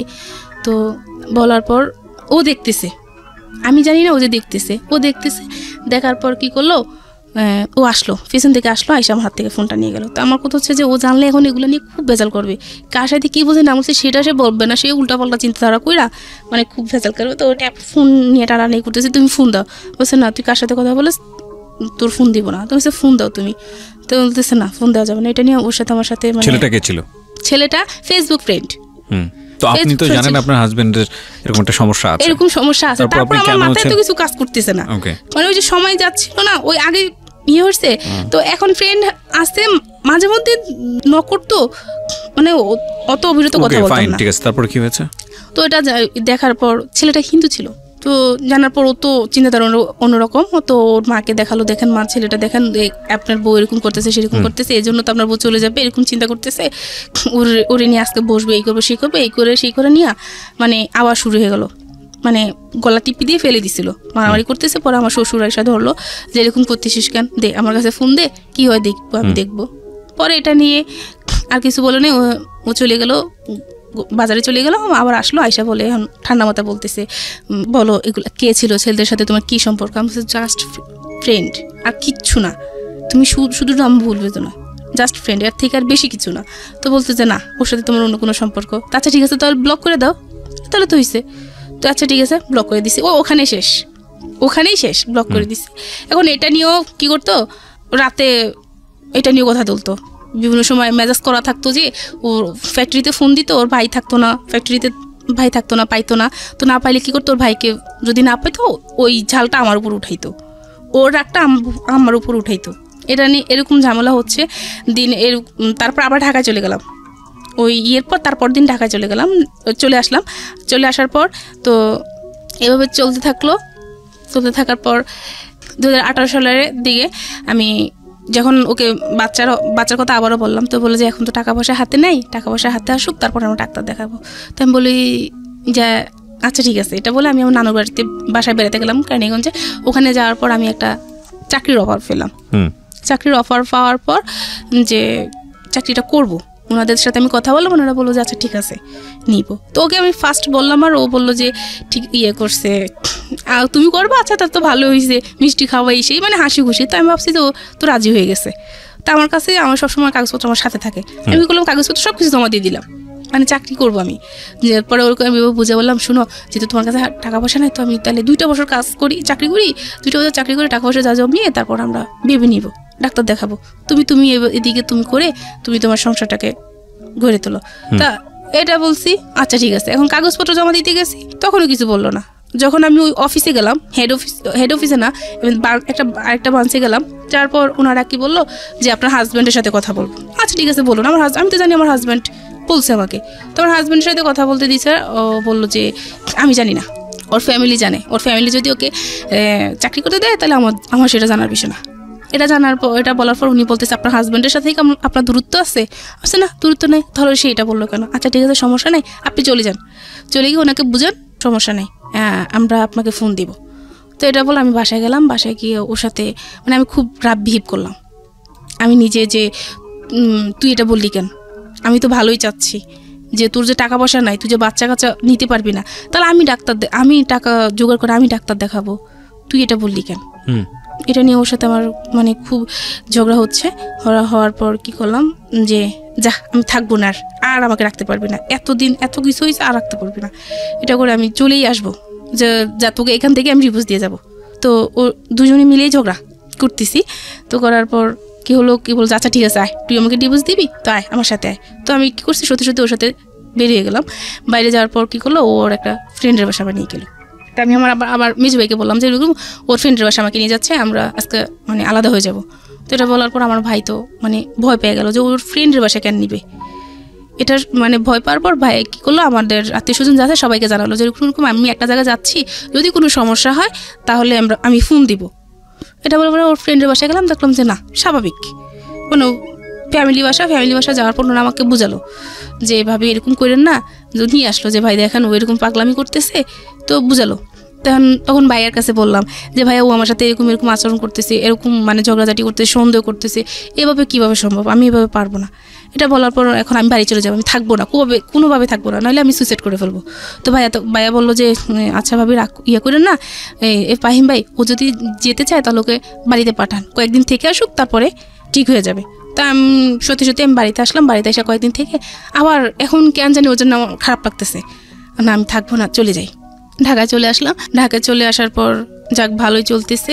নানুর বাসায় যেতাম বা মামার বাসায় যেতাম, আগে এগুলো নিয়ে কোনো সমস্যা করতো না। প্রথম এগুলো নিয়ে কোনো সমস্যা করতো না, পরবর্তীতে এগুলো নিয়ে সমস্যা করতেছে। যা ও ছাড়া আমি আমার ফ্যামিলির মানুষের সাথে অনেক জায়গায় ঘুরতে যেতে দিত, এগুলো নিয়ে কোনো সমস্যা করতো না, এগুলো নিয়ে ভালো করতো। তো ফিরতেছি ভালোই। এখন রমজানে কি করলাম, ও একদিন বসে আমাকে বলতেছে যে তুমি কোন দিন জানি মানে টার্গেটে পড়ে গেছো। কি টার্গেটে বলছো, তুমি মেরে ফেলবো নাকি, কিসের টার্গেট বলতেছো তুমি এগুলা? বলছো টার্গেটে পড়ে গেছো, তুমি হাসতেছে আর বলতেছে টার্গেটে পড়ে গেছো। তা আমি এটাতে খুব ভয় পাইছি যে কিসের টার্গেটে পড়ে যাচ্ছি আমি। তো বললো যে না কিছু না, এ বলে ও মানে তখনই চুপচাপ হয়ে গেল। তখন আমার খুব ভয় লাগলো যে সে খারাপ কিছু একটা করতে চাচ্ছে, যে আমি টার্গেটে পড়ে যাচ্ছি। তখন আমি আমার ফ্যামিলিকে বললাম যে ওরকম করতেছে। এখন সবাইকে মোটামুটি বলা হয়ে গেল, এখন সবাই চাইতেছে যে চলে আয়। এখন সবাইকে বিশ্বাসও করাতে বললাম যে এখন আমাকে কেউ দোষ দিতে পারবে না, কেউ বলতে পারবো না যে আরেকটা সুযোগ দে, কেউ বলতে পারবো না ধৈর্য তো আমি দোষলাম। সবাইকে দেখানোর পর আমি কি করলাম, ঈদে বাড়িতে গেলাম। বাড়িতে গিয়ে আবার চলে আসলাম, চলে আসার পর এখন বাবা অসুস্থ, আরও বেশি গুরুতর অসুস্থ হচ্ছে। তো গেলাম, বাড়িতে আসলাম, আইসা গেলাম, যাওয়ার পর বাবাকে দেখে এসে আবার চলে আসলাম। আবার 9 দিন পর আবার ফোন গেল যে বাবা খুবই অসুস্থ। তো তার আগের দিন আমি ওকে লাস্ট, তার সাথে আমার যে সমস্যাটা হয়েছিল লাস্ট, তো ওই দিন আমি হাসতেছে, দুজনে হাসাহাসি করতেছি, বলতেছে যে তোমার হাতের রান্না আসলে অন্যরকম, মানে খায় খুব তৃপ্তি পাওয়া যায়। আমি কিছু সব বাদ দাও, এবার দুষ্টাইম পাজলাম, যা হয়েছে করো, এটা কাজ করো শোনা, এবার বাচ্চা নেওয়ার জন্য ডাক্তার দেখাই, এটা ভালো হবে। ওইটা বলছি, আর আবার রাগারাগি শুরু হয়ে গেল, তোর বাচ্চা নেওয়ার জন্য এত পাগলখানে এসে এরকম করে। পরের দিন বলছি আর থাকবো না, এইবার শেষ। তখন কি করলাম, সব কিছু ইয়ে করে পরের দিন ফোন আসলো যে বাবা খুবই অসুস্থ, আমাকে দেখতে চাচ্ছে। তো চলে গেলাম, বাড়িতে চলে যাওয়ার পর 5 দিন পর বাবা মারা গেল। 5 দিন পর বাবা মারা গেল, আমাকে মা ডাকার যে আমাকে মা রাখতো সে মারা গেল। তো বাবা মারা যাওয়ার আগে মানে শুধু এটা বলো যে মা তুই খুব ভালো থাকবি, তুই খুব ভালো থাকবি, আর এই লোকটার কাছে না যাওয়াটা ভালো হবে, যে এত কষ্ট দেয় আমার মাটারে। তো বাবা মারা যাওয়ার পর ওকে জানানো হলো, ওরা গেল, যাওয়ার পর যা কিছু করার করে চলে আসলো। তারপর ঈদ হলো, কোরবানি ঈদ হওয়ার পর এখন ঈদের সময় ওদের বাড়িতে যাওয়ার জন্য আমাকে বলতেছে, আমি যাইনি। না যাওয়ার কারণে অনেক চেষ্টা তারা করলো আমাকে যাওয়ার জন্য, আমি যাইনি। তারপর আমার দেবর বিয়ে ছিল, তো আমার ননদ দেবর আয়সা খুব মানে ইয়ে করে নিয়ে গেল যে ওকে নিয়ে যাই, ওকে দেন। তো আমাকে একদিনের জন্য দেওয়া হলো, একদিন গিয়ে থেকে তারা বললো যে আমরা বসবো এটা নিয়ে। ওরা এইভাবে আর কয়েকদিন চলবে, ওরা দুজনের বয়স হচ্ছে, বাচ্চা কাচ্চা কিছু হচ্ছে না, এটা 2 দিন পর ঝগড়া, তার থেকে ভালো ওদের এরকম হওয়া দরকার কি। এটা বলে আমি একদিন থেকে তারপর চলে আসলাম। ওই দিন বসলো, সবাইকে নিয়ে বসা হলো। এখন বসা হওয়ার পর বললো যে তোদের সমস্যা কি, মূল সমস্যাটা কি। তো আমাকে প্রথম জিজ্ঞাসা করলো যে কি সমস্যা। পর আমি বললাম যে আমাকেও সন্দেহ করে কতদিন যাবত, বিয়ের 1 সপ্তাহ পর থেকে। তো এতদিন তুই বলিস নি কেন, এতদিন বলিনি, দেখি না ঠিক হয় কিনা। কিন্তু এতটা বছর পর্যন্ত, কত বছর, 7.5 বছর, 7.5 বছর এতদিন পর্যন্ত এত কিছু করলাম। পরে বললাম যা হচ্ছে আমার সাথে এরকম বলতেছি। আর ও বললো যে তখন ওকে জিজ্ঞাসা করলো যে তুমি ওকে সন্দেহ করো কেন। পরে বললো যে আমার না ও অসুস্থ দেখে আমার ও সন্দেহ হয়। তুমি এই যে সন্দেহ করতেছো, ওর কিছু পাইছে পর্যন্ত? বলছে না। ওকে কোনো ছেলেদের সাথে কথা বলে, যে ও একটা ছেলের সাথে কথা বলছে, ইমুতে কথা বলছে, ফেসবুকে কথা বলছে, কিছু করছে, ওর সাথে দেখা করছে? কয় না। তো ও বিয়ের আগে একটা ছেলের সাথে সম্পর্ক করছে, ওই ছেলের সাথে কোনোদিন কথা বলছে? যে না। এসব যখন সে বললো, তাহলে তুমি ওকে সন্দেহ করো কেন? ও অসুস্থ থাকে এই জন্য আমার সন্দেহ হয়। আমার কেন সন্দেহ হয় জানি না, অসুস্থ থাকে সন্দেহ হয়। এটা বলার পর সবাই বললো যে আচ্ছা ঠিক আছে, তাহলে ওকে 2 মাস সময় দেওয়া হোক। আমি তো যাবো নাই। তখন আমি আমার একটা আঙ্কেলকে বললাম যে ও আমাকে এইসব অফার করে, আমি কিভাবে ওর সাথে যাব। তারপরে সবাই মিলে একটা বললো যে না, ওকে সময় দেখ, কারণ এখন বাবা মারা গেছে, এখন আমার মানে উপরে আর তো ইয়ে নাই। 2 মাস সময় নেওয়ার পর ও আমাকে ফোন দিত, আমি ঠিক মতো কথা বলতাম না। তখন ও বললো কেন তুমি আমার সাথে এরকম করো, এখন তো সব কিছু ঠিকঠাক হয়ে গেছে, তুমি 2 মাস থাকো তারপরে আসো এসে। তখন আমি বললাম যে তোমার সাথে আমার কিসের কথা, যে স্বামী তার স্ত্রীকে এসব কথা বলতে পারে? কখন আমি তোকে বললাম, আমি তো তোকে কিছুই বলিনি। আমি এখন সবাইকে বলবো যে তুই আমাকে এসব অফার করছিস, যে তুই অন্য ছেলেদের সাথে থাকতে চাস, এই জন্য আমি তোকে দিতে চাই না বলে তুই আমার কাছ থেকে চলে যাস। আমি এইসব মানুষকে বলবো দেখি তুই কি করিস, পারলে তুই কিছু করিস। মানে সবাই আমাকে বিশ্বাস করে, ও খুব খুব ভালোভাবে মিথ্যা বলতে পারে। তো তখন চিন্তা করলাম যে কি করব এখন। আর এখন বাড়িতে যখন থাকতেছি তখন মোটামুটি অনেকে জেনে গেছে যে আমার এরকম হবে। তখন একজন অফার করলো যে একটা কাজ কর, এরকম থেকে কি করবি, ইমুতে কথা বল, ছেলেদের সাথে ইমুতে কথা বলে টাকা ইনকাম করিস।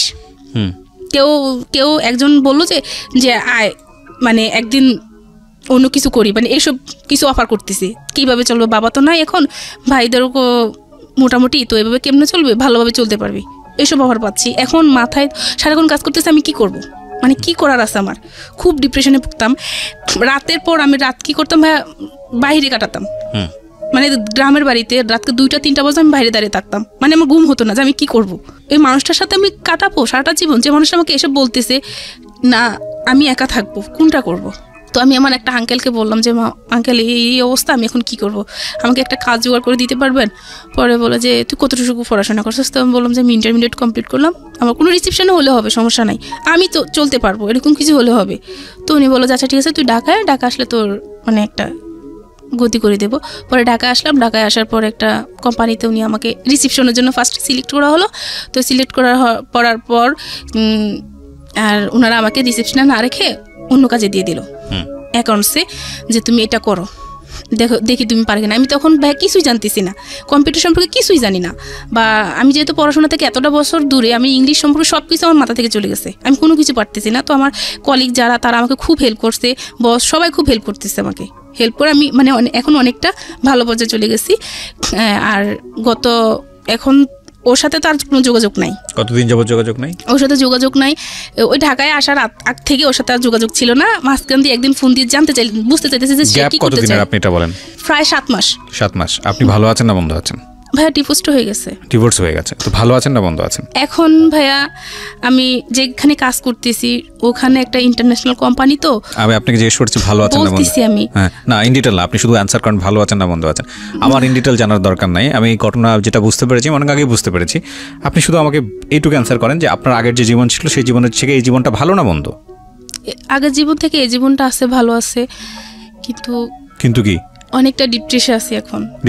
যেটা হচ্ছে যে আমি যে জব করতেছি সেখানে আমার বস চাচ্ছে যে আমি আরো বেশি কাজ করি বা আমি আরো বেশি ইংলিশ, সেটা সব জায়গায় থাকবে। Life is not without problem. আমাকে বলে দিছে যে আমার এই কাজের পাশাপাশি অন্য কাজ খুঁজতে, কিন্তু আমি কোথায় কোনো কাজ পাচ্ছি না। Life is not that kind of thing যে আপনি যেখানে যাবেন সেখানে 100% হ্যাপি হবেন, সেটা বড় কথা না। কিন্তু আপনি যেখানে ছিলেন সেখান থেকে আপনি এসকেপ করে আপনি একটা বেটার লাইফে আসতে পেরেছেন কিনা সেটাই হচ্ছে মূল কথা। আমি ওইরকম ডিপ্রেশন থেকে, ওইরকম একটা খারাপ জীবন থেকে এখন আমি একা আছি, ভালো আছি। 7 ইয়ার্স ধরে আপনি একটা মানুষকে বুঝে উঠতে পারেন নাই, বা 7 ইয়ার্স ধরে একটা মানুষের সাথে আপনি সিদ্ধান্ত নিতে পারেন নাই। অনেকে 7 বছর না, অনেকে 27 বছরও পারে না, এটাই সত্য কথা, the ugliest truth of life.